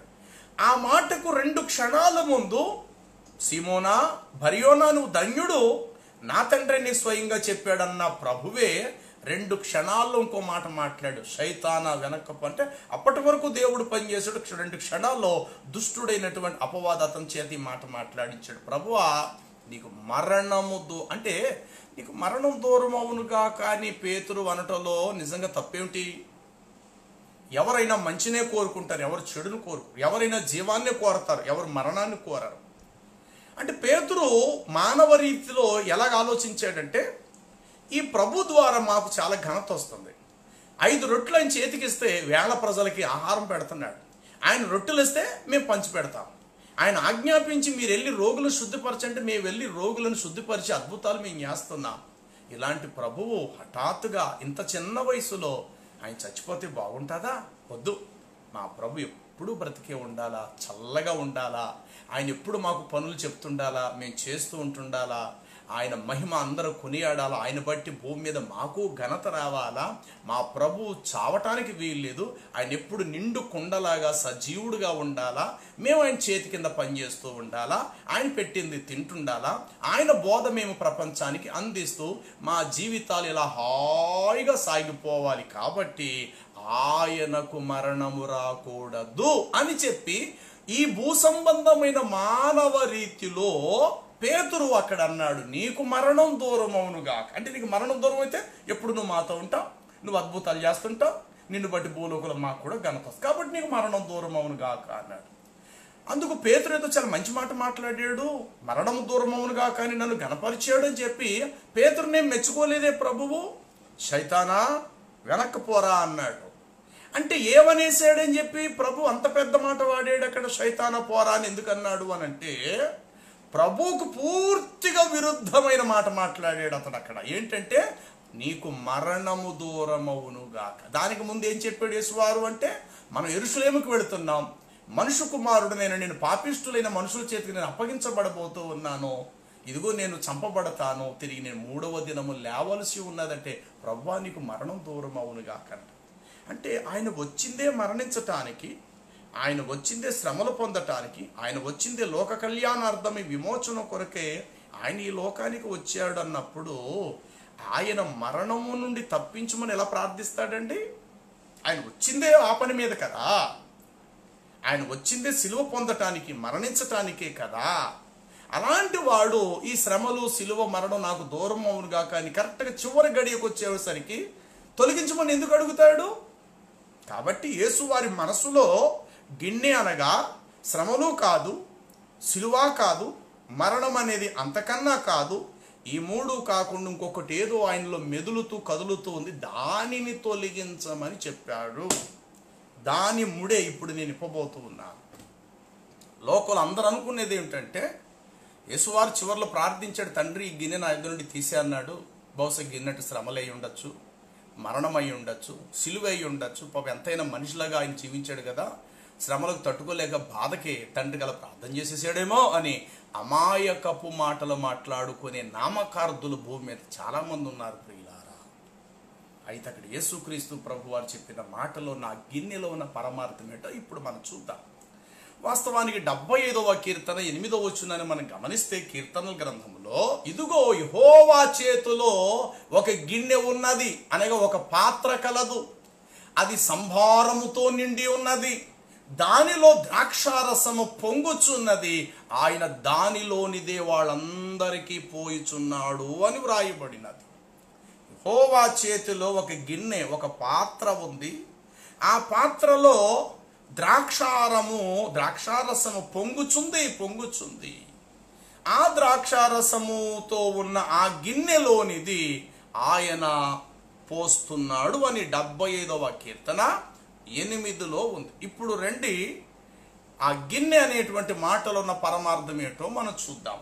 నెంబర్ 1, మొదటిగా ఆదాము అనేటువంటి మొదటి మనుషుడు ఈ భూమి మీద మానవ జాతిని నిర్మాణం చేయటానికి దేవుడు పుట్టించిన మొదటి మనుషుడు ఆదాము. ఈ ఆదాము అనేటువంటి తొలి మనుషుడు ద్వారా మానవ జాతి నిర్మాణమైంది లేక ఉత్పత్తి అయ్యారు. ఆదామే మనుషులందరికీ ప్రధానమైన వాడు, అతను లేకపోతే మనుషులే లేరు, మనుషులందరికీ అతడే మూలం. చివరికి ఆ మనుషుని ద్వారానే ఆఖరి మనిషి వరకు కూడా మరణం అందరికీ సంప్రాప్తమైంది. అయితే ఇప్పుడు కడపటి ఆదాము అనబడిన యేసునాథుడు కూడా ఈ లోకానికి వచ్చారు. ఈయన వల్ల ఏం జరిగిందంటే, ఆదాము నుండి వచ్చినటువంటి మానవులందరికీ కలిగిన శాపము, పాపము అన్నిటికీ విరుగుడు ఈ రెండో ఆదాము ఇవ్వటానికి ఈయన వచ్చాడు. మొదటి ఆదాము ద్వారా అందరికీ అతడు బ్రతుకుతూ అందరికీ మరణాన్ని ఇచ్చాడు. అంటే ఆదాము జీవించి అందరికి మరణాన్ని తెచ్చిపెట్టాడు. ఇప్పుడు దానికి విరుగుడు యేసు మరణించి అందరికి జీవాన్ని ఇప్పుడు ఈయన ఇవ్వాలి. ఆదాము బ్రతికి అందరికి మరణాన్ని ఇచ్చాడు. యేసు చచ్చి అందరినీ జీవింప చేయాలి. ఇది ఇప్పుడు ఈయన చేయవలసిన పని. ఆదాము ద్వారా మరణం వచ్చింది, యేసు ద్వారా మృతుల పునరుద్ధానము, పరలోకానికి వెళ్ళే అవకాశం ఇప్పుడు యేసు ప్రభు వారి ద్వారా రాబోతుంది. అందుకు యేసు ప్రభు వారి ఈ లోకానికి వచ్చి 33.5 సంవత్సరాలు జీవించి ఇప్పుడు శిలువ మరణం ఎక్కి శిలువలో మరణం పొంది భూమి మీద పుట్టిన మానవ జాతికి ఆయన విమోచన క్రయదనం ఇవ్వబోయే ఒక అద్భుతమైన గొప్ప సంకల్పం, ప్రణాళికను అక్కడ కలిగి ఉన్నారు ఆయన. మరి ఈ సందర్భంలో యేసు ప్రభు వారి గెత్సెమనే తోటలో వేదనతో ఆయన చెమట నేలను పడుచున్న గొప్ప రక్తపు బిందువులుగా మారి తండ్రి గిన్నె నా యొద్ద నుండి తొలగించుమన్న మాటలో ఉన్న అర్థం ఏమిటంటే, ప్రియులారా, లోకం అనుకున్నట్లుగా గిన్నె శ్రమలు కాదు, సిలువ కాదు, మరణం అంతకన్నా కాదు. కానీ ఒక అద్భుతమైన విషయం అది ఏమిటంటే వినండి. యేసు వారు పుట్టింది పరిశుద్ధాత్మ ద్వారా. ఆయన జీవించిన 33.5 సంవత్సరాలు దేవుని కుమారుడుగా జీవించాడు. వచ్చింది మానవ శరీరంతో మనుషు కుమారుడుగా. కానీ ఆయన మనుషుడుగా జీవించిన మనుషుడు వంటి పనులు చేయలేదు ఆయన. అంటే అపవిత్రమైన కార్యాలు, సులువుగా పాపానికి లోబడిపోవటము మొదలగి పనుల్లో ఏ ఒక్కటి ఆయన చేయలేదు. ఎందుకంటే ఆయన యందు పాపమే లేదు. ఆయన పుట్టింది మానవుడుగా కానీ ఆయన జీవించిన జీవితం అంతా దైవముగానే, దైవ చిత్తానుసారంగా దేవుడుగాను దేవుని కుమారుడుగా గాను ఆయన జీవించాడు. అయితే ఇప్పుడు దేవుని కుమారుడుగా ఆయన అనేకులను స్వస్థపరిచాడు. గుడ్డోడు కళ్ళు ఇచ్చాడు, చచ్చిపోయినోడు బతికించాడు. ఇవన్నీ భూమి మీద ఒక మానవ మాత్రుడు చేసే పనులైతే కావు. ఇప్పుడు నేను కానీ మనలో ఎవరైనా చచ్చిపోయిన ఒక మృతి దగ్గరికి వెళ్ళి చేపట్టుకొని లెమ్మంటాడు, లేచిపోడు కదా. అది ఎంత గొప్పోడైనా సరే. గుడ్డోడు కళ్ళ మీద అలా చేతులు పెడితే ఎవరికి కళ్ళు వచ్చేవు కదా. ఈ పని భూమి మీద మనుషులమైన మనలో ఎవరూ చేయలేని పని. కానీ ఆయన మనిషిగానే కనబడుతున్నాడు. కానీ ఒక దేవుడుగా చేయవలసిన పనులు మాత్రం ఆయన చేసుకుంటూ వెళ్ళిపోయాడు. గాలి తుఫాన్లు బంధించాడు, సముద్రం మీద నడిచాడు, తర్వాత మృతులైన వారిని సజీవులుగా బ్రతికించాడు. ఇవి మనుషులలో ఏ ఒక్క మనిషి చేయగలిగే పనులు కావివి. ఈ పనులని సాక్షాత్తు దేవుడు చేయగలిగే పనులే అవి. మాట సెలవివ్వగా గాలి సముద్ర కెరటాలు క్షణములో ఆగిపోవటం, ఆయన సెలవీయగా కుష్ఠరోగి బాగుపడిపోవటం, ఆయన మాట సెలవిగా చచ్చిపోయిన వాడు సజీవుడిగా లేచి అలా నిలబడటం అనేది ఇది ఒకటి దేవుడు చేయగలిగే పని తప్ప మనుషులు ఎవరు చేసే పనులు కాదు. ఈ పనులు 33.5 సంవత్సరాల జీవితంలో 3.5 సంవత్సరాల ప్రత్యేక సేవా పరిచర్యలో గుడ్డివాళ్ళు కళ్ళు ఇవ్వటం, రోగులు బాగు చేయటం, చచ్చిపోయిన బతికించటం, రొట్టెలు పట్టుకుంటే విస్తారమైన ఆహారంగా మారటం, అనేకులకు పంచి ఇవ్వటము, ఇలాంటి పనులు అనేకమైనవి ఒక దైవముగా దేవుని కుమారుడుగా చేశాడు. ఈ దేవుని యొక్క జీవముతో 33.5 సంవత్సరాలు జీవించి ఇప్పుడు శిలువ మరణం యొక్క సమయానికి దగ్గరికి వెళ్తున్నాడు. ఇప్పుడు ఈయన దైవ కుమార తత్వముతో చావకూడదు. శిలువలో సంపూర్ణ ఆదాము వంటి మానవుడుగా మారి చావాలి. అలా మారాలి అనంటే ఇటు దేవుని కుమారత్వానికి, ఇటు దేవుని కుమారునికి, ఇటు మనుషు కుమారునికి మధ్యలో ఒకటి ఉంది. అది సంపూర్ణ దైవత్వము. సంపూర్ణ దైవత్వం అనేది ఒకటి ఉంది. ఆ దైవత్వం యొక్క శక్తి చేతే మృతులను అనేకులు బ్రతికించాడు ఆయన. ప్రభు ఒక మాట అంటాడు, ఇదిగో నేను చేయి క్రియలు నా తండ్రే నాలో ఉండి పనులు చేయుచున్నది ఈ శరీరం అని నేను కాదు సుమా, నా తండ్రి నాలో ఉండి ఆ క్రియలు చేయుచున్నాడు. తండ్రి తనకిష్టులైన వారిని ఎలాగో బ్రతికించును, అలాగునే కుమారుడు తనకిష్టమైన వారిని బ్రతికించును అనబడిన ఆ బ్రతికించగలిగే జీవం ఇప్పుడు క్రీస్తులో ఉంది. చూశారు, ఇది ఇప్పుడు సంపూర్ణంగా బయటకు పోవాలి. అది తొలగించబడాలి.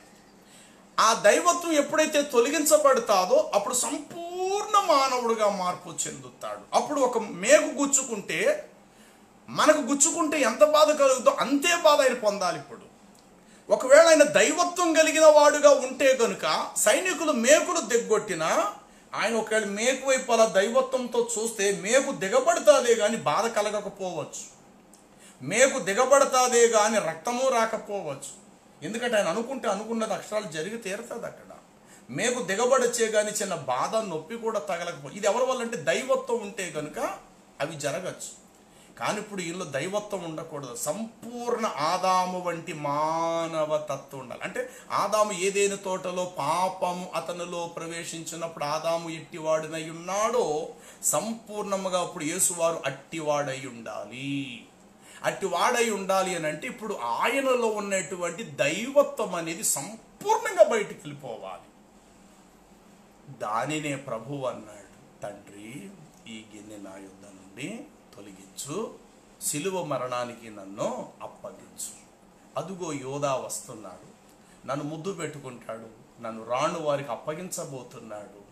కాబట్టి నాలో ఉన్న దైవత్వము పూర్తిగా తొలగించి సంపూర్ణ మానవుడిగా నన్ను చేయి. ఇప్పటి వరకు ఈ దైవత్వంతో నేను నిలబడ్డాను, ఏ పాపము నాలో లేదు. ఈ యొక్క మరణించిన వారందరినీ కూడా ఈ దైవత్వంతో సజీవులుగా నేను బ్రతికించాను కదా. ఇప్పుడు ఆ దైవత్వముతో నేను మరణించటానికి వీల్లేదు. ఎందుకంటే దైవ కుమారుడుగా నేను చావకూడదు. ఎందుకంటే దేవునిలో పాపము లేదు, దేవుని కుమారుడిలో పాపం లేదు. దేవుని కుమారుడిగా నేను చస్తే ఆ అవమానం నీకే. మనుషులలో పాపం ఉంది కాబట్టి నేను మనిషి కుమారుడుగా చావాలి. దేవుని కుమారుడుగా నేను చావకూడదు సుమా. దేవుని కుమారుడుగా చావకూడదు. ఎందుకంటే దేవుళ్ళో తప్పేమిటి? ఏ తప్పు ఉందని దేవుడికి చావు రావాలి? దేవుని కుమారుడిలో ఏ తప్పు ఉందని దేవుని కుమారుడికి చావు రావాలి? దేవుడిలో ఏ పాపం ఉంది? దేవుడిలో పాపం లేదు, దేవుని కుమారుడిలో పాపం లేదు. కాబట్టి పాపము లేనటువంటి దేవుని కుమారుడు చావటం ఏంటి? చావాల్సిన అవసరత లేదు. మరి ఎవరు చావచ్చు? మనుషుడు చావచ్చు. మనుషులకు మరణం ఉంది. కాబట్టి ఇప్పుడు ఇంతవరకు నేను దేవుని కుమారుడుగా ఉండి గుడ్డోడు కళ్ళు ఇచ్చి ఆ కుష్ఠుని బాగు చేశాను కదా. ఇప్పుడు నాలో ఉన్న ఆ దైవ కుమార తత్వమును తీసే ఈ గిన్నె నా యొద్ద నుండి తొలగించు. ఈ గిన్నె తీసే. యెహోవా చేతిలో ఉన్న ఆ పాత్రలో ద్రాక్షరసము సంభారముతో పొంగుచున్నది కదా. ఆ పొంగుచున్నటువంటి ఆ దైవత్వం నాలో నుండి తీసేస్తే 100%, 100% నన్ను సంపూర్ణ మానవుడిగా చేసి ఏదేను తోటల ఆదాము ఎట్టివాడు అట్టివాడిగా నేను మారాలి. ఇది యేసు ప్రభు వారు అంతర్గములో ఉన్న అద్భుతమైన ప్రార్థన. తెలియలేక చాలామంది యేసు సిలువకి ఇష్టం లేదు, మరణం అంటే ఇష్టం లేదు, అందుకు గిన్నె తీసామని చెప్పాడని అమాయకులుగా మాట్లాడకండి. ఆ గిన్నెలో ఉన్న పరమార్థం ఏంటంటే 33.5 సంవత్సరాలు ఆయనలో నిలిచి ఉన్న సంపూర్ణ కుమార దైవ కుమార తత్వము, ఆ అభిషేకం తొలగించబడాలి. ఇప్పుడు 100% సంపూర్ణమైన మానవుడికి ఇప్పుడు మార్పు చెందబోతున్నాడు. చూడండి, ఆయన గెత్సేమనే తోటలో ఆ ప్రార్థన చేసి ఆయన లేచాడు. ఈలోగా యోధా వచ్చాడు. తర్వాత పట్టుకోబోయారు. రాను వారు దగ్గరకు వచ్చేసరికి యేసు శిష్యుల్లో ఉన్న పేతురు అనబడిన ఆయన తన కత్తి వరలో నుండి తీసి ఒక సైనికుడి యొక్క చెవుని తెగనరికాడు. అతని పేరు మొల్కి. వెంటనే అతని చెవి తెగిపోయి కింద పడిపోయింది. కింద పడిపోవడంతో ఆ కింద మట్టిలో పడిపోయినటువంటి అతని చెవిని యేసు ప్రభు వారు మరలా తీసి ఆ భాగములో మరలలాగా అంటే ఆ ఉంచగా వెంటనే అతడికి మరల మామూలు చెవిగా అంటే ఆ క్షణము వరకు కూడా ఇంకా ఆయన దైవత్వం పనిచేస్తుంది, ఇంకా తొలగిపోలేదు. అది ఇంకా ఆయనలో తాండమాడుతూ ఉంది. అద్భుతం. ఆ క్షణంలో పేతురు చేయగలుగుతాడు ఆ పని? చంపినోడే అంటే కత్తితో నరికిన పేతురే మరలా చెవి కింద పడిపోయిందని పేతురు చేయగలుగుతాడు? చేయలేడు. అది వాడి వల్ల కాదు, పేతురు అన్న వాడి వల్ల. కానీ యేసు ప్రభు వారు చేశారంటే ఆయనలో దైవత్వం ఇంకా తాండమాడుతూ ఉంది. ఎప్పుడైతే సంకెళ్ళి వేసి గుద్దుకుంటూ తీసుకువెళ్ళారో తక్షణమే ఆ సంచి లేకపోతే ఆ గిన్నె, ఆయనలో ఉన్న జీవము లేక అభిషేకము క్షణాల్లో అది తొలగించబడినది. ఇప్పుడు 100% సంపూర్ణ మానవుడుగా ఏదేను తోటలో ఆదాము ఎట్టివాడు అట్టివాడి స్థాయిలోకి వచ్చి ఇప్పుడు నిలబడ్డాడు. సంపూర్ణ మానవుడుగా ఉండి ఆదాము పాపములో పడిపోయాడు. సంపూర్ణ మానవుడుగా ఉండి పాపమునకు ఈయన విమోచనమిచ్చాడు. సంపూర్ణ మానవుడుగా ఉండి పాపము చేసి బ్రతికాడు. ఆదాము పాపం చేసి బ్రతికే ఉన్నాడు. దాదాపు 900 సంవత్సరాలు బతికున్నాడు. యేసు వారు సంపూర్ణ మానవుడిగా ఉండి విమోచనిచ్చి క్షణములో చచ్చిపోయాడు. ఈయన ఆదాము బ్రతికున్నాడు, యేసు వారు చనిపోయాడు. ఆదాము బ్రతికుండి అనేకులను చంపాడు, యేసు చచ్చిపోయి అనేకులను బ్రతికించాడు. ఈ మర్మం మనం తెలుసుకోవాలి ప్రియులారా. కాబట్టి ఈ గిన్నె తొలగించు అన్న మాటలో ఉన్న పరమార్థం ఏంటంటే సిలువ కాదు, శ్రమలు కాదు, మరణం కాదు, కానీ సాక్షాత్తు దైవ కుమారుని యొక్క అభిషేకం తొలగించబడాలి. సంపూర్ణ మానవుడిగా ఆయన మార్పు చెందాలి. దానిని యేసుక్రీస్తు ప్రభువారు ఆ మాటలో చెప్పినటువంటి విలువైనటువంటి దేవుని యొక్క పరమార్థమై ఉన్నటువంటిది. చూడండి, ఒక మనుషుడు ఒక ఫ్యాక్టరీలో పనిచేస్తాడు. పనిచేసినప్పుడు అతనికి కార్మికుని వస్త్రాలు ఉంటాయి. ఫ్యాక్టరీలో పనిచేసినప్పుడు అక్కడ ఫ్యాక్టరీకి సంబంధించిన ఒక యూనిఫామ్ ఉంటుంది అన్నమాట. ఆ డ్రెస్ వేసుకొని అతడు పనిచేస్తాడు. అతని చేతి కింద కొంతమంది పనులు ఉండొచ్చు, లేక ఎవరో అధికారి కింద ఇతడు ఒక పనివాడైతే అయి ఉండొచ్చు ఈ కార్మికుడు. ఈలోగా ఫ్యాక్టరీలో ఒక హార్న్ మోగింది, అనగా డ్యూటీ చేసిన వారు ఇళ్ళకి వెళ్ళిపోవచ్చు అని చెప్పి వెంటనే అతడు ఆ పని ముగించుకున్నాడు.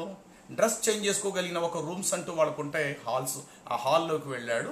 అతడు ఆ యూనిఫామ్ డ్రెస్ అది అలాగ తీసి పక్కన పెట్టాడు. అక్కడ మేకు తగిలించుకున్నాడు. మరొక డ్రెస్సు తాను ధరించుకున్నాడు. చక్కగా తలదూకున్నాడు. అప్పటి వరకు నెత్తి మీద ఒక రకమైన హెల్మెట్ ఉంది, పనిచేసేటంచేపు కూడా నెత్తి మీద ఒక రకమైనటువంటి టోపీ లాంటిది సపోర్ట్గా హెడ్కి కాపుదలగా ఉంది. దాన్ని అక్కడ పెట్టాడు. ఇంకో హెల్మెట్ పెట్టుకున్నాడు. ఇప్పుడు ఈయన ఇంకో హెల్మెట్ పెట్టుకొని పాత డ్రెస్ అది తీసివేసేసి ఇప్పుడు వేరే యూనిఫామ్ వేసుకొని నేరుగా తన ఇంటికి వెళ్ళిపోవడంతో భార్య ఎదురు చూస్తుంది, పిల్లలు ఎదురు చూస్తున్నారు. ఇప్పుడు ఇంటికి వెళ్ళడంతో ఇతని మాట భార్య వినేదిగా ఉంటుంది, పిల్లలు కూడా వినేవారుగా ఉంటారు. ఫ్యాక్టరీలో పనిచేస్తున్నప్పుడు వేరే వ్యక్తి చెప్తే ఈయన చేయాలి. ఫ్యాక్టరీలో ఇతనికి పైన కూడా ఎవడో పనోడు ఉన్నాడు. ఆయన ఈ వస్తువు తీసినట్టు ఆ వస్తువు తీసుకెళ్ళాలి, ఆ పని చేయండి ఈ పని చేయాలి, ఎందుకంటే జీతం ఇస్తున్నాడు కాబట్టి. ఇంటికి వచ్చిన తర్వాత ఇతడే యజమానుడు. ఇతడు చెప్పిన మాట భార్య వింటుంది, పిల్లలు వింటారు. మనిషి ఒక్కడే, జస్ట్ మారిందల్లా ఏమిటంటే పైన కనబడే యూనిఫామ్ ఒక్కటే. అలాగే యేసుక్రీస్తు కూడా ఇక్కడ రెండు రకాలుగా మనకు కనబడుతున్నాడు. ఆయన సంపూర్ణ దైవ కుమారుడు, సంపూర్ణ మానవుడు కూడా. ఆయన ఒక మనుషు కుమారుడుగా ఆయన చేయవలసిన పనులన్నీ చేశాడు. ఒక ఇంటి యజమానుడు బాధ్యత కలిగిన వాడుగా, దేవుని కుమారుడుగా తన వ్యవహారాన్ని కొనసాగించాడు.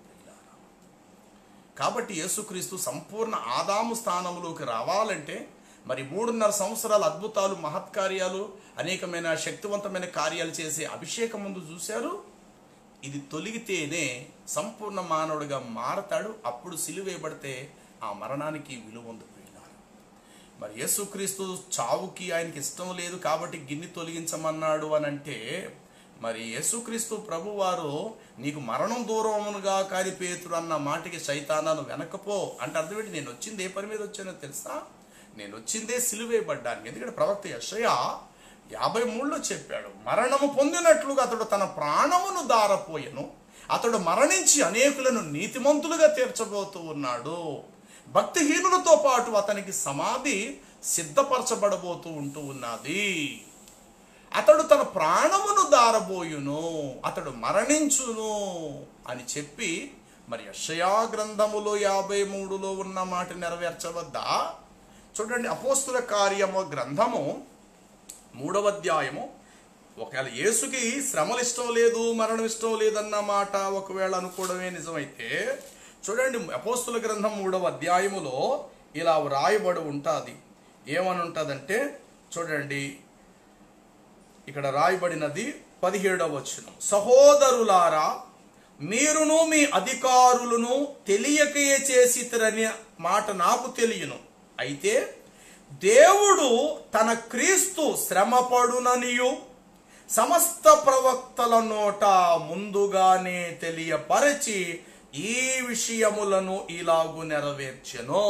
అంటే తన క్రీస్తు, తన కుమారుడైన ప్రభువు శ్రమలు పొందవలసిన వాడై ఉన్నాడని ఆది నుండి తన పరిశుద్ధ ప్రవక్తల నోట ముందుగా తెలియపరిచిన ఈ విషయములు ఈరోజు ఇలా జరిగినవి అని వ్రాయబడినది. మరి ఇప్పుడు ఆది నుండి తన ప్రవక్తలు అందరూ ఏం చెప్పారంటే, ఈ క్రీస్తు అనబడిన ఈ రక్షకుడు, మరియమ్మ గర్భాన పుట్టి 33.5 సంవత్సరాలు జీవించిన ఈ రక్షకుడు ఒకానొక రోజు శ్రమలు పరచబడి మరణిస్తాడు అని ఇక్కడ రాయబడింది. యెషయాలో కూడా అదే చెప్పాడు. మరి ఆయన వచ్చిందే మరణం కోసమైనప్పుడు మరణం తప్పించమని ఎలా ప్రార్థిస్తాడండి? ఆయన వచ్చిందే శ్రమలు పొందటానికి అయినప్పుడు శ్రమల గిన్నె తీసేమని ఎందుకు ప్రార్థిస్తాడండి? ఆయన వచ్చిందే సిలువ వేయబడ్డానికి, ఆయన కోసం తనే చెప్పుకున్నాడు. నా అంతటా నేనే నా ప్రాణం పెట్టుచున్నాను అన్నాడు ఆయన. ఇదిగో నేను మన యెరూషలేముకి వెళ్తున్నాం, నేను పట్టబడతాను, సిలువ వేసి నన్ను చంపేస్తారు, మూడో రోజునే తిరిగి లేవలసిందని తన కోసం తానే ముందుగా ప్రవచించుకున్నవాడు గిన్నె తీసే ప్రభువా, శ్రమలు తీసే బాబు. మరి ప్రార్థన యేసు ప్రభు చేశారట. ఆ ప్రార్థనకు అర్థం ఏంటండి? తెలియలేని అజ్ఞానులు ఎంత యేసు ప్రభు మానవుడుగా ఉన్నాడు కాబట్టి శ్రమలకు భయపడిపోయాడేనా, కష్టాలకు భయపడిపోయాడేనా? సిలువ, మేకులు, ముళ్ళ కొరడ, నెత్తి మీద ముళ్ళ కిరీటం అన్ని తలుచుకుని భయపడిపోయి ప్రభువా ఈ గిన్నె తీసేయాలి అంటే మరి దేవుని ప్రణాళిక వ్యర్థమైపోదా? ఆయన ఆ మాట అన్నాడంటే ఎంత విశ్వమంతా మార్పు వచ్చేది ఒక్క క్షణంలో. కాబట్టి ప్రియులారా, యేసు ప్రభు అజ్ఞానంగా ఆ ప్రార్థన అలా చేయలేదనియు, ఆ ప్రార్థన యొక్క సంపూర్ణమైన అర్థం ఏమిటంటే దేవుడిగా దేవుని కుమారుడుగా నేను మరణించకూడదు, ఈ దేవుని కుమారుడుగా దైవత్వం నాలో నుండి తొలగించాలి అంటూ ఆయన వేదనతో ప్రార్థన చేశాను. రెండవది, తండ్రితో తనకున్న ఎడబాటును చూస్తారు, అది సహించలేకపోయాడు ఆయన.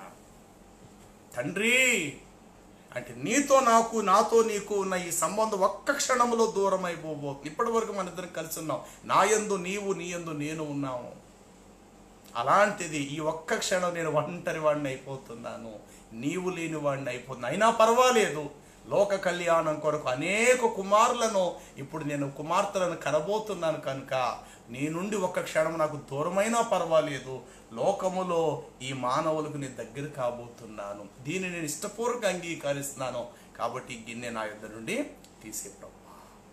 కాబట్టి ఆ గిన్నె అంటే ఆయనలో 33.5 సంవత్సరాలు ఆయన జీవిస్తూ ఉన్న సంపూర్ణ దైవ కుమారుని అభిషేక తత్వము తొలగించబడాలి.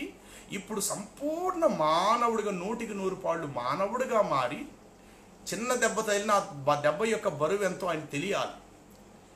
సంపూర్ణంగా మానవుడిగా మారాలి, మేకులు దిగ్గొట్టబడాలి, ప్రతి బాధ ఆయనకు అక్షరాలా తెలియాలి. ఇట్టి ప్రధాన యాజకుడు అన్ని విషయాలు మనకు సరిపడిన వాడు, శ్రమానుభవం లేనివాడేం కాడు, సంపూర్ణంగా ఆయన మానవుడిగా మారాలి. రెండోది, ఆయన గెత్సెమనే తోటలో ఆయన మరింత ఆతృతముగా ప్రార్థన చేయగా వేదనతో ప్రార్థన చేశాను అంటాడు.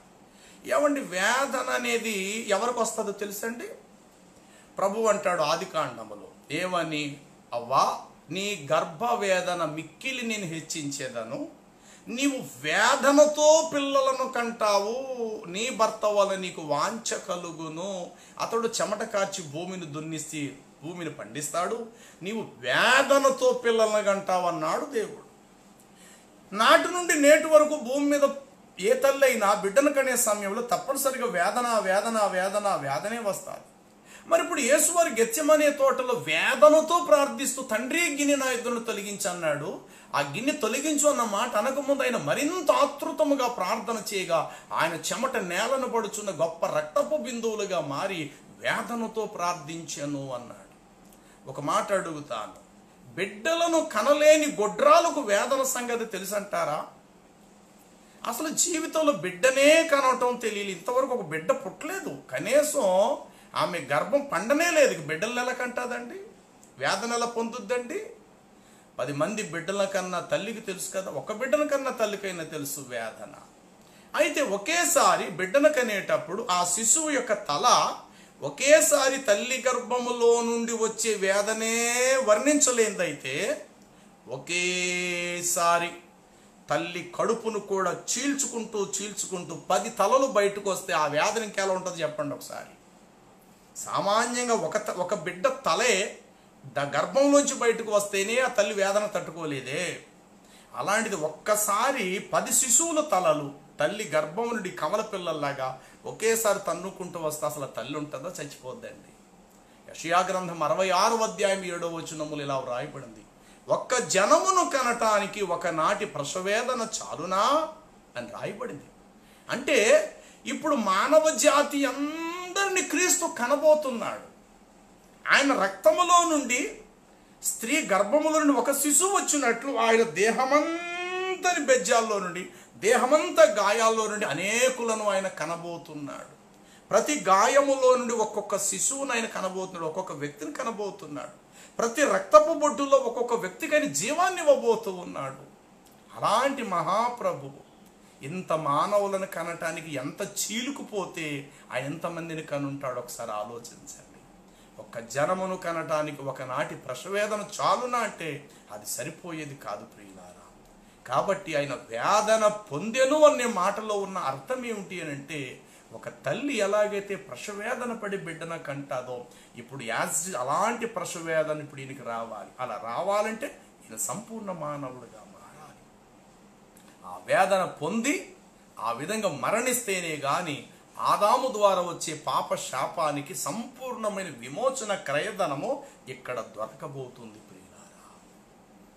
అయితే ఇప్పుడు కొంతమంది అనొచ్చు, సరేనండి మీ మాట బాగానే ఉంది, ఆ గిన్నె అంటే శ్రమలు కాదు, మరణము కాదు, సిలువ కాదని తేల్చేశారు.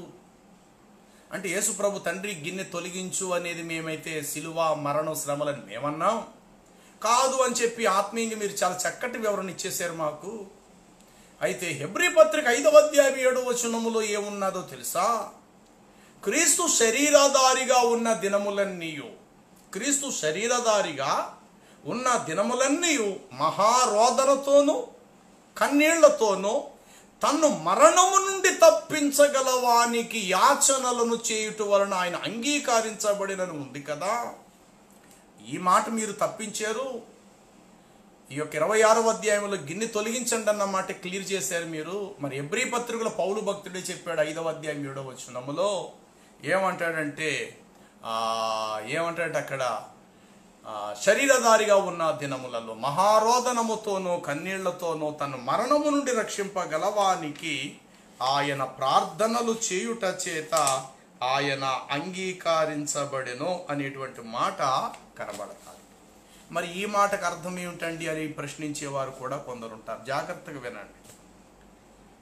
శరీరధారిగా యేసు ప్రభు ఉన్న దినాలలో రోదనతో మరణము నుండి తప్పించగలవానికి ప్రార్థన చేసెను అన్న మాట ఎత్తుకొని, అదిగో అక్కడ కూడా ఉంది కాబట్టి మరణమును తప్పించమని తన జీవితకాలం అంతా వేడుకున్నాడు యేసు ప్రభు అని ఆ మాటను కూడా మరొక భావంలో వివరించేవారు ఉన్నారు.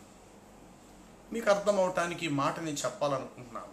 చాలా సంవత్సరాల క్రితం, దాదాపు ఒక 17-16 సంవత్సరాల క్రితం హైదరాబాద్లో మీటింగ్స్ జరిగాయి. మొదటి రోజు, రెండో రోజు, మూడో రోజు. మొదటి రోజు మీటింగ్ అయిన తర్వాత ఒక పెద్ద ఆయన, చాలా పెద్ద ఫ్యామిలీ, పెద్ద కారులో వచ్చి చివరిలో ప్రార్థన చేయించుకొని ఆ పాస్టర్ గారు సభలు పెట్టిన ఆయన ఏదో మాట్లాడుతూ ఈయన అంటున్నారు, అలాగే సార్, ఓకే సార్, అలాగే సార్, ఏం పర్వాలేదు సార్, ఖచ్చితంగా రేపు ఆ టైంకి వస్తాం సార్ అన్నాడు.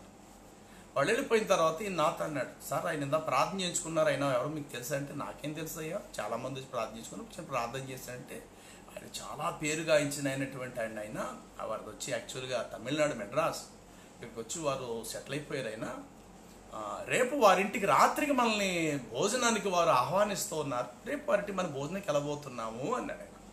ఎందుకంటే సభలు అన్నాక చాలామంది ఒక్కొక్క రోజు ఒక్కొక్క ఇంటికాడ వారు భోజనాలు పెట్టుకుంటారు. సరే కదా అని వారింటికి నేనే కాదు సుమా దాదాపు ఒక 15-20 మంది ఉంటాం. ముఖ్యులైన వాళ్ళందరినీ కూడా ఒక 3-4 కారుల్లో మొత్తం మీద వారింటికి వెళ్ళటం. ఆ ఇంట్లో అబ్బో చాలా పెద్ద బంగళా, మంచి అంతా కూడా చాలా ఖరీదైన వంటకాలు చాలా ఎక్కువగా ఉన్నాయి. పెద్ద డైనింగ్ టేబుల్ కూర్చొని మేము భోజనం చేస్తుంటే ఆ ఫ్యామిలీ అంతా కూడా మేము లోపల రావడంతో అందరూ కూడా గుమ్మందా నిలబడి వందనాలు అన్నారు. అందరూ కూడా వెళ్ళి చేతులు ఎక్కడ కూర్చొని శుభ్రంగా కూర్చొని భోజనం చేస్తున్నాం. నా పక్కన ఆయన కూర్చున్నాడు, ఈ పక్కన మా పాస్టర్ గారు కూర్చున్నారు, లైన్గా అందరూ కూడా కూర్చున్నాం. భోజనం తింటుండగా ఆయన ఒక మాట అన్నారు, పాస్టర్ గారు మీరు ముస్లిమ్స్ కదా, మహమ్మడియన్స్, మీరు ఎలా రక్షించబడ్డారు, ఏం చెప్పలేదే నిన్న అన్నారు. సార్ అది మొదటి రోజు కదండి, ఇంకా ఇవాళ అయిపోయింది కాబట్టి రేపు ఆఖరి రోజు ఎప్పుడైనా సరే సాక్ష్యం అంటే నేను ఆఖరి రోజు చెప్తానండి, ఎందుకంటే జనాలు ఇంకా ఆఖరి రోజు కాస్త ఎక్కువగా వస్తారని చెప్పంటే, అదేంటి మీ సాక్ష్యం ఏదో 2 మాటలు చెప్తారా పంచుకోండి అని అంటే, భోజనం చేస్తుంటుండగానే 2 మాటలు అలా మాట్లాడుకుంటూ ఈలోగా భోజనం అయిపోయింది, కూర్చున్న తర్వాత ఇంకొంచెం మాట్లాడిగాడు, మీ ఫ్యామిలీ ఎంతమంది ఏంటి అని. ఈ విషయాలన్నీ చెప్పిన తర్వాత ఆయన ఒక చక్కటి మాట నాకు చెప్పాడు, పాస్టర్ గారు మరణం నుండి తప్పించువాడు ఎవరు అని అడిగినాడు. నేను వెంటనే చెప్పేసాను, మరణం నుండి తప్పించేవాడు దేవుడేనండి అన్నాడు. నేను ఆ మరణం కాదు, మామూలు భౌతికంగా ఒక జైల్లో ఉన్న వ్యక్తికి ఉరిశిక్ష తప్పించటం అనేటువంటిది ఎవరు చేసే పని చెప్పండి పాస్టర్ గారు అని నన్ను అడిగాడు. నేను ఆలోచించి, ఉరిశిక్ష నుండి తప్పించగలిగి ప్రాణభిక్ష పెట్టగలిగే వారు ఎవరంటే ఆ రాష్ట్రపతి తప్ప ఇంకెవరూ లేరు కదండి. అది ముఖ్యమంత్రి, ప్రధానమంత్రి చేతుల్లో కూడా లేదు కదా, రాష్ట్రపతి చేతుల్లోనే ఉంది కదా. ఆయన మాత్రమే కదా దేశానికి రాజు, తల వంటి వాడు, ఆయనలోనే ప్రాణభిక్ష కదా. మీరు ఇందాక చెప్తే నేను దేవుడేమో అనుకున్నాను అంటే, కాదండి, మనుషుల్లో ప్రాణభిక్ష పెట్టేవాడు ఎవరంటే రాష్ట్రపతి. రాష్ట్రపతి అంటే ఎవరు అని మళ్ళీ అడిగాను. అంటే అందరికీ హెడ్ ఆయనే బాస్ కదండి అన్నాడు. అప్పుడు ఆయన ఒక మాట అన్నాడు, ఏంటంటే ఇంతమందితో ఈ రోజున ఇలా భోంచేయటం చూస్తుంటే దాదాపు కొంతకాలం క్రితం తమిళనాడులో డాక్టర్ అబ్దుల్ కలాం గారు, ఆ తర్వాత ఆయన రాష్ట్రపతి అయ్యారనేది మనకు తెలుసు.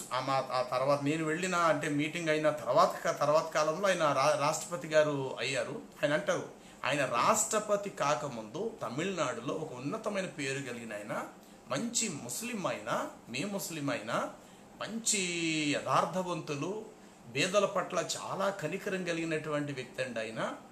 ఒకరోజు అబ్దుల్ కలాం గారితో మేము అందరం కూడా కలిసి కూర్చొని భోజనం తిన్నాం. ఆ రోజు మాకు చాలా సంతోషం అనిపించి భోజనం అయిన తర్వాత ఆయనకి నేను జీసస్ కోసం 2 మాటలు చెప్పాను నేను అబ్దుల్ కలాం గారికి.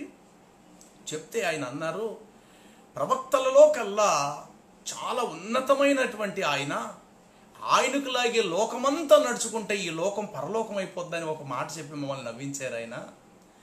అబ్దుల్ కలాం గారు చెప్పిన మాట ఏంటంటే, ఈసా ప్రవక్త గారు ప్రవక్తలలో కల్లా అతి ఉన్నతమైనటువంటి ఆయన చాలా పరిశుద్ధుడు, ఆయన పెళ్లి కూడా చేసుకోలేదు, పవిత్రంగా జీవించారు, నేను కూడా అలాగే ఉండాలని నేను అనుకుంటాను అనేసి ఆయన తన భావాన్ని ఆ రోజు అబ్దుల్ కలాం గారు మాకు చెప్పినప్పుడు మేము చాలా సంతోషించాం. ఆ తర్వాత ఆయన రాష్ట్రపతి అయ్యారు. మన భారతదేశానికి రాష్ట్రపతి అవటం ఆ రోజులు మేము ఎంతో సంతోషించాము. మొదట్లో ఆయన సామాన్యంగా ఉండేవారు, అలాంటిది అంచులంచులుగా అయిన దేశ రాష్ట్రపతి ఆయన అయిపోయారు. ఆ తర్వాత ఆయన జీవితం చాలా అద్భుతమైనది. నిరుపేదలంటే ఎంతో దాతృత్వం కలిగిన వారు, తనకంటూ ఏది ఎప్పుడు కూడా దాచుకోలేదైనా, నిడారంబరత్వం గలవాడు, సౌమ్యం కలిగినటువంటి అండి ఆయన. ఆ రోజు వారితో మేము కలిసి కూర్చున్నప్పుడు ఎంత ఆనందం మాకు కలిగిందో మక్బుల్ గారు. ఈరోజు దేవుని బిడ్డలు అందరితో మేము మా ఇంట్లో భోజనం జరుపుతుంటే మాకంత సంతోషంగా ఉందండి అన్నారు.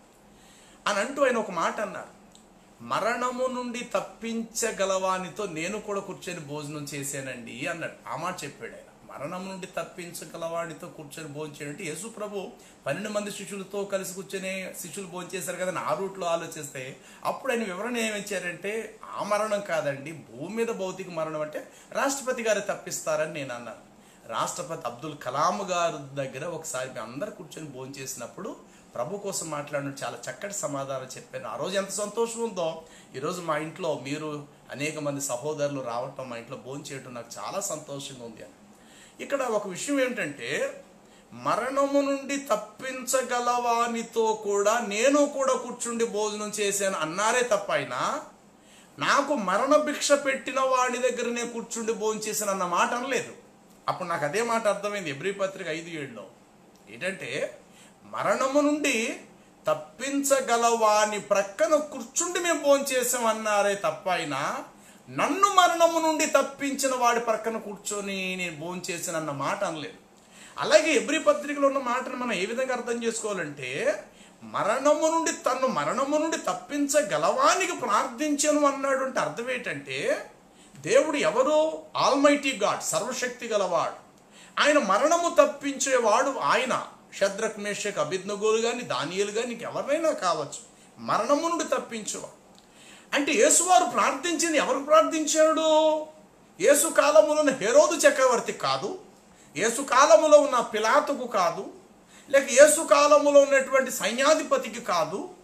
అబ్రహాము దేవుని యొద్దకు రాకముందు విగ్రహాలకు నమస్కారం చేశాడు, విగ్రహాలు పూజించాడు ఆయన. అబ్రహాం అనబడినటువంటి ప్రవక్త ప్రారంభ రోజు ఒక అబ్రహాము లాగా దేవుని యొద్దకు రాలేని పాత రోజులలో ఒక విగ్రహానికి దండం పెట్టినట్లు విగ్రహానికి కాదు. అసలు యేసువారు ప్రార్థించింది ఎవరికో తెలుసా? మరణము నుండి తప్పించగలవానికి అని ఆ రూట్లో మనం అర్థం చేసుకోవాలి తప్ప, తనను మరణము నుండి పూర్తిగా తొలగించేవాడికి ప్రార్థన చేసిన అని కాదు ఇక్కడ అర్థం. ఎవరినైనా సరే మరణము నుండి తప్పించగలవాడికి ప్రార్థించాడు ఆయన.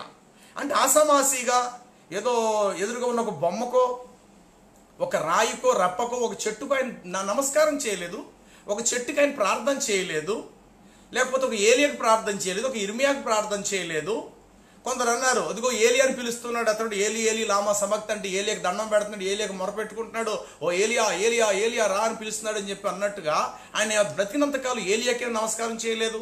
పోనీ అబ్రహాం గొప్పవాడని చెప్పి విశ్వాసులకు తండ్రి అని చెప్పి అబ్రహాంకి ఏమీ కూడా నమస్కారం చేయలేదు. పోనీ దావీదికి ఓ దావీదా అని చెప్పి దావీదికి నమస్కారం చేయలేదు. కానీ వీళ్ళలో ఎవరికే నమస్కారం చేయలేదు. అసలు ఆయన ఎవరికి ప్రార్థన చేసేవాడు యేసు ప్రభు భూమి మీద ఉన్నప్పుడు అనంటే మరణము నుండి తప్పించగల వానికి అని చెప్పి ఆ మాటను అలా అర్థం చేసుకోవాలి తప్ప, యేసువారు అన్నాడు తన శరీరధారిగా ఉన్న దినాల్లో తను మరణము నుండి తప్పించగల వాడికి ప్రార్థించాను అనంటే యేసువారికి మరణం అంటే ఇష్టం లేదు కదా అని చెప్పి ఆ మాటకి ఈ మాట తగిలించి ఒక్కరి తురావుల్లో మనం ప్రయాణం చేయొద్దు. ఆ మాటలో ఉన్న సంపూర్ణమైన అర్థం ఏమిటంటే, తను మరణము నుండి తప్పించగల వానికంటే ఆయన ప్రార్థించిన ఆసామాసి గలవాడు కాదు, రాయికి రప్పకు చెట్టుకి పుట్టకు కాదు, మరణము నుండి తప్పించగల వానికి. అందుకే హెబ్రీ పత్రిక 11వ అధ్యాయంలో మనం గమనిస్తే 34వ వచనము నుండి 38వ వచనం వరకు చూస్తే అక్కడంటాడు, ఇంకేమి చెప్పుదును, గిద్యోను, బారాకు, యెఫ్తా, దానియేలు, సమూయేలు, దావీదు మొదలగు వీరందరూ కూడా రాజ్యములను జయించిరి, సింహపు నోళ్లను మూయించిరి, ఖడ్గదారులను జయించిరి, అగ్నిలో ఉన్న వాటన్నిటిని కూడా అగ్ని బలమును తప్పించిరి, వారు తమ ప్రాణములను రక్షించుకునిరి.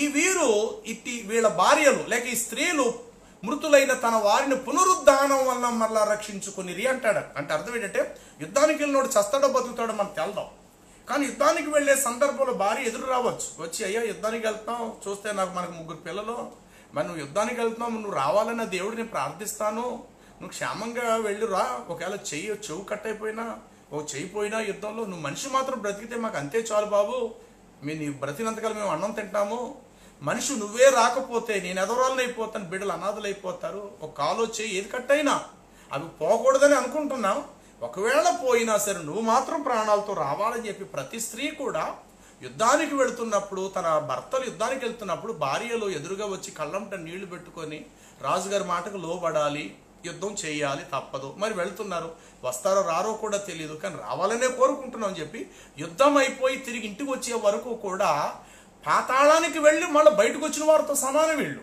అంటే మరణము రుచిలోకి వెళ్ళి, మరణపు అంచుల్లోకి వెళ్ళి, సింహము నోటికి తల అందించి మరలా సింహం నోటి నుండి మరలా తమ ప్రాణాలు తప్పించుకున్నంత పని యుద్ధంలోకి వెళ్ళి మళ్ళీ బయటికి రావడం.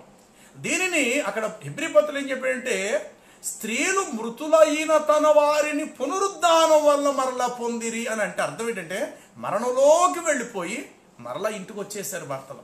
వచ్చిన కొంతమంది రక్తాలు కారి గాయాలయ్యి చెవు కట్టయిపోయి చేయి కట్టయిపోయి వచ్చినా భార్య పిల్లలు ఎదురుకుంటూ వచ్చి దండం పెట్టి, అయ్యా వచ్చే మాకు అంతే చాలు మహాప్రభు రండి అని చెప్పేసి మళ్ళీ ఏదో వైద్యం చేయటం, మరలా మామూలు స్థితిలోకి వెళ్ళి. ఎందుకంటే యుద్ధం ఎప్పుడు రాదు, ఎప్పుడో రావచ్చు, ఏ టైంలో వస్తుందో కూడా తెలియదు. ఇంక అప్పటి వరకు సైనికులకి ప్రాణం హాయిగా ఉంటుంది, ప్రతి నెల జీతం ఇస్తాడు రాజుగారు, హాయిగా జీవించవచ్చు. కానీ యుద్ధం అన్నప్పుడు మాత్రం ఎంతమంది చస్తారో ఎంతమంది బ్రతికింటికి వస్తారో తెలియదు.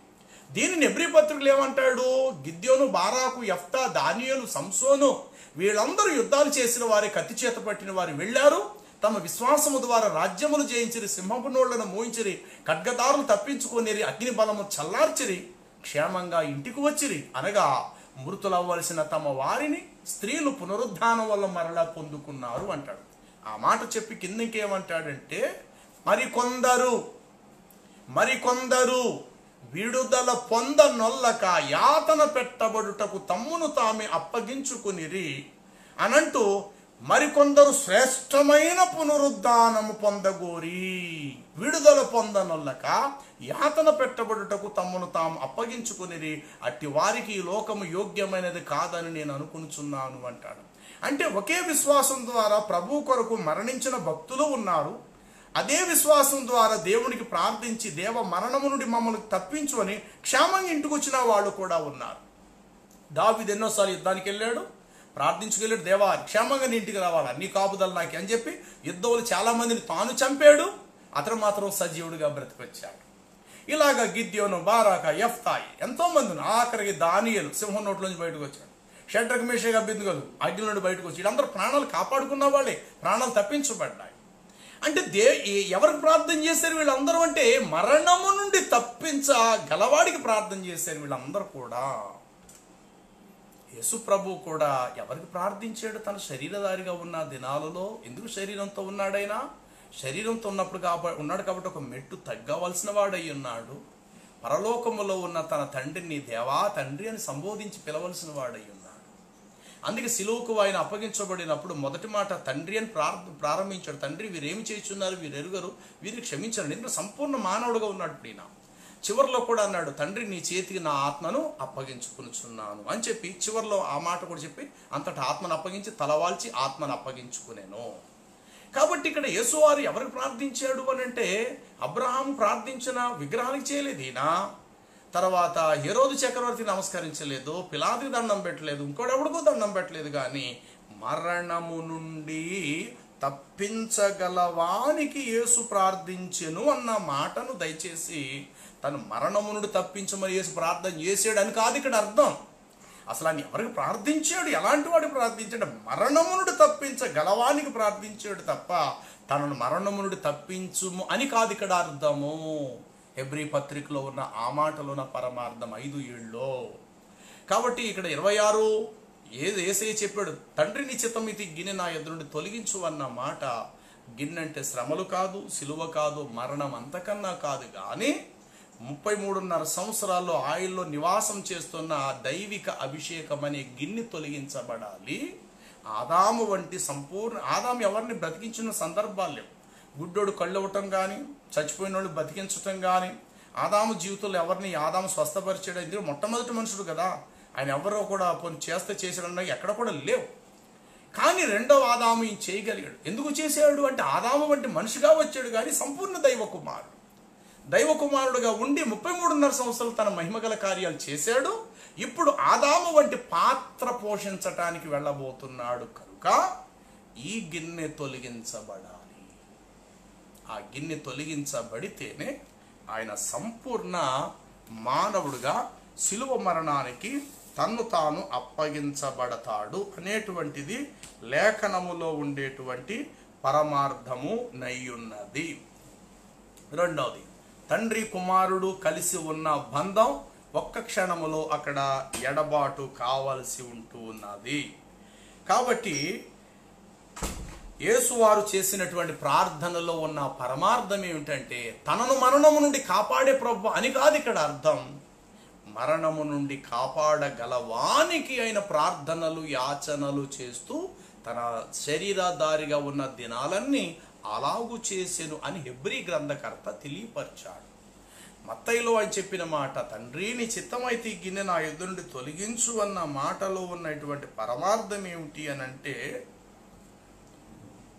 ఈ యొక్క శ్రమలు తొలగించే, మరణం తొలగించే అది కాదు. కానీ ఇక్కడ ఉన్న పరమార్థం ఏమిటి అని అంటే ఆ మాటలో ఉన్న సంపూర్ణమైన అర్థం 33.5 సంవత్సరాలు ఆయనలో నివసిస్తూ ఉన్న తండ్రి యొక్క అభిషేకం, తండ్రి యొక్క జీవం పోవాలి. ఆదాము వంటి సంపూర్ణ మానవ జీవముతో ఆయన నింపబడాలి. ఒక మేకు దిగ్గొట్టబడితే దాని లోతు, దాని బరువు ఎంతో అక్షరాలు ఆయనకి అనుభవించి తీరాలి. అదే ఒక దైవ కుమారుడుగా అయితే అంత బాధ ఆయన పొందకపోవచ్చు. ఒక దైవ కుమారుడుగా అనేకులను బ్రతికించాడు, ఒక మనిషి కుమారుడుగా అనేకుల కొరకు ఆయన చనిపోయాడు. దైవ కుమారుడుగా అనేకులు గాయాలను ఆయన స్వస్థపరిచాడు. ఒక మనిషి కుమారుడుగా ఆయన అనేకుల కొరకు గాయములు పొందాడు. ఆదాము బ్రతికి అనేకులను చంపాడు. ఇప్పుడు క్రీస్తు చనిపోయి అనేకులను బ్రతికించాడు. ఆదాము ఒకడు మానవులందరిని భూమి మీద కనటానికి కారణమయ్యాడు. క్రీస్తు ఇప్పుడు పరలోకపు బిడ్డలను కనటానికి క్రీస్తు కారణమయ్యాడు. భూమి మీద ఎవరైనా ఒక వ్యక్తిని కనటానికి రక్తం చిందించాలి.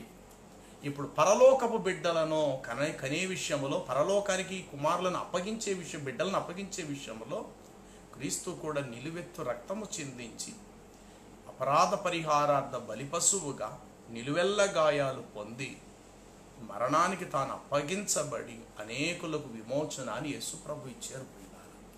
కాబట్టి ఖురానులో యేసు సిలువ వేయబడలేదు అన్న మాటకు బైబిల్లో ఏవైనా సందర్భాలు దొరికితే గనుక ఖురానికి బలం చేకూర్చబడతాది అని అనుకునే ప్రయత్నములో బైబిల్ ఇలాంటి మాటలు ఎత్తుకొని యేసు చాలా అమాయకుడు, ఆ గడియ తండ్రికే తెలియదు తప్ప కుమారుడికి కూడా తెలియదు అంటే యేసు కుమారుడే కాబట్టి యేసుకే తెలియనప్పుడు ఆయన ఎందుకు ప్రార్థన చేయడం అని సింపుల్గా తీసేయటం. తర్వాత ఈ గిన్నె తీసేయండి అని ప్రభు ప్రార్థించాడు తండ్రికి, అంటే మరణము శ్రీలువ శ్రమలు తీసేమని చెప్పాడు అని ఇలాగ తక్కువ అంచనా వేసి మాట్లాడబాకండి. ఎందుకంటే దేవుని ఆత్మజ్ఞానము పరిశుద్ధులకే బయలుపరచబడును తప్ప అజ్ఞానులు ఆయన సంగతులు ఎరగటం అనేది ఎప్పటికీ అసంభవమే ప్రియులారా. కాబట్టి బైబిల్లో ఉన్న వాస్తవ లేఖనాలను గుర్తించాలంటే ప్రకృతి సంబంధమైన మనుషుడు దేవుని ఆత్మ సంగతులు గ్రహించుకోలేడు, అవి అతనికి వెర్రితనంగా ఉంటాయి. ఆత్మానుభవం కలిగిన వారికే అవి విశదపరచబడతాయి ప్రియులారా. కాబట్టి లేఖనముల ప్రకారం క్రీస్తు చెప్పుకునండి మరణిస్తానని, నేను మరణిస్తాను అనేటువంటిది సంపూర్ణ మానవతత్వం, తిరిగి లేచుటకు నాకు అధికారము కలదు అనేది అది దైవతత్వానికి సరిపడింది. ఎందుకంటే ఏ మనుషుడు ఎవరిని బ్రతికించలేదు. మరణించటం అనేది ఎవరైనా చేస్తారు, ఒక వ్యక్తిని చంపేయగలుగుతాను ఎందుకంటే మనిషిని కదా. ఒక వ్యక్తిని చంపేయాలంటే ఈ పలంగిలో ఒక వ్యక్తిని గుణపంతో దేనితో పొడి చంపేయచ్చు, లేకపోతే లారీ మీద వెళుతూ రోడ్డు మీద వస్తున్న మనం చంపేయచ్చు. ఒక మనిషిగా తోటి మనిషిని చంపేయచ్చు, కానీ ఒక మనిషిగా తోటి మనిషిని మనం బ్రతికించలేము. అలాగే ఒక మనిషిగా మనం చచ్చిపోగలుగుతాం. ఈ పలంగా నేను చనిపోతే నేను చనిపోతాను, నువ్వు చనిపోతే ఒక బావిలోనో నీళ్ళల్లోనో ఏదో ఒక దాంట్లో దూకో లేక శరీరాన్ని దహనం కాల్చుకొని మనం చనిపోగలుగుతాం. చనిపోవడం వరకు మనకు తెలుసు తప్ప తిరిగి ప్రాణం కూడబెట్టుకొని చచ్చిపోయి ముద్దయిపోయి ముక్కముక్కలుగా మారిపోయి మరలా బ్రతకటం అనేది మన వల్ల అయ్యే పని కాదు. కాబట్టి ప్రియులారా, యేసుక్రీస్తు ప్రభువు చనిపోయారు. చాలామంది అంటారు, ఒక సహోదరుడు నాతో అన్నాడు, ఏమన్నాడు, మరి నిజంగానే మరి యేసుక్రీస్తు ఒకవేళ చనిపోయిన వాడే గనుక అయితే మరి ఒక అమాయకుడుగా చనిపోయిన వాడు ఎలాగ విజయం గలవాడు అంటే, ఈ సినిమాలు చూసి సినిమాల్లో హీరో అన్నవాడు ఎప్పుడు కూడా అందరినీ వాడు ఫైట్ చేసి అందరినీ చంపేస్తాడు, ఎందుకంటే హీరో కదా, అందరినీ కొట్టేస్తాడు. కానీ హీరోని ఎవరు కొట్టలేరు. చుట్టూరు 10 మంది హిలలున్నా హీరో అన్నవాడు 10 మంది హిలలను కొడేస్తాడు. వీడు మాత్రం కాలరా వేసుకుని బయటకు వస్తే ఆ హాల్లో కూర్చున్న వాళ్ళందరూ చప్పట్లు కొట్టేస్తారు. కానీ నిజ జీవితంలో ప్రియులారా, సినిమాలో హీరో ఎవరినో 10 మందిని కొట్టాడని చెప్పేసి నిజంగా సినిమాలో ఉన్న హీరో రోడ్డు మీద తీసుకుని ఒక్కడిని కొట్టమని చూద్దాం. రోడ్డు మీద రిక్షా తొక్కేవాడి దగ్గర ఓడిపోతాడు, ఎంత గొప్ప హీరో అయినా సరే. సినిమాల్లో ఆటలు చెల్లినట్లు రోడ్ల మీద నిజ జీవితంలో చెల్లవు కదా. సినిమాలో 10 మంది హిలల్ని కొట్టి హీరో అయితే ఉండొచ్చు గాక, నిజ జీవితంలో రోడ్ల మీద కూలి పని చేసుకుని కొట్టమన్నాడు చూద్దాం. మూటలు మోసేవాడిని, ఒక ఆటో డ్రైవర్ని కొట్టమన్నాడు చూద్దాం, కొట్టలేడు. ఆటో డ్రైవర్ తిరగబడి కొడితే ఆ హీరో అన్నవాడు చచ్చిపోతాడు. సినిమాకి నిజ జీవితం చాలా తేడా ఉంది. వీళ్ళు సినిమాలు చూసి హీరో అయితే ఇలా ఉండాలి, అందరిని కొట్టాలి కాబట్టి ఈయన పడిపోవడం ఏంటి, ఈయన చచ్చిపోవడం ఏంటి, ఈయన ఎలా హీరో అవుతాడు అనుకుంటున్నారు. అయితే ప్రియులారా, నిజమైన హీరో ఎవడో తెలుసా? 10 మందిని కొట్టినోడు 10 మందిని చంపినోడు ఎప్పుడు హీరో కాదు. 10 మంది తనను కొట్టినా తిరిగి తాను ఇతరులను బ్రతికించేవాడై ఉండాలి ప్రియులారా, వాడే నిజమైన హీరో. 10 మంది కొట్టినా సహించగలవాడై ఉండాలి, తిరిగి కొట్టకూడదు. ఒకవేళ దెబ్బలకు తాను చచ్చిపోయినా తిరిగి ఆయన సజీవుడిగా లేపబడేవాడై ఉండాలి. అంతకు మించిన హీరో ఎవడుంటాడండి ఈ ప్రపంచంలో? కాబట్టి నా యేసుక్రీస్తు ప్రభు అంతటి మహోన్నతమైన వాడి అనంత విశ్వములో ఏ ప్రవక్త కూడా లేడుగాక. కాబట్టి యేసుక్రీస్తు ప్రభువు లేఖనముల ప్రకారం ఇదిగో నేను యెరూషలేముకు వెళ్తాను, నేను చనిపోతాను, తిరిగి లేపబడతానని ప్రభు చెప్పారు. అన్నట్టుగానే చనిపోయి తిరిగి లేచారు. కాబట్టి ఆ యేసుక్రీస్తు మాటలను పరమార్థాన్ని గుర్తిద్దాం. వట్టి అక్షరార్థమైన మాటలు తీసుకొని మనం ముందుకు వెళ్ళిపోవద్దు, ఆత్మ సంబంధమైన వాటిని గ్రహిద్దాం.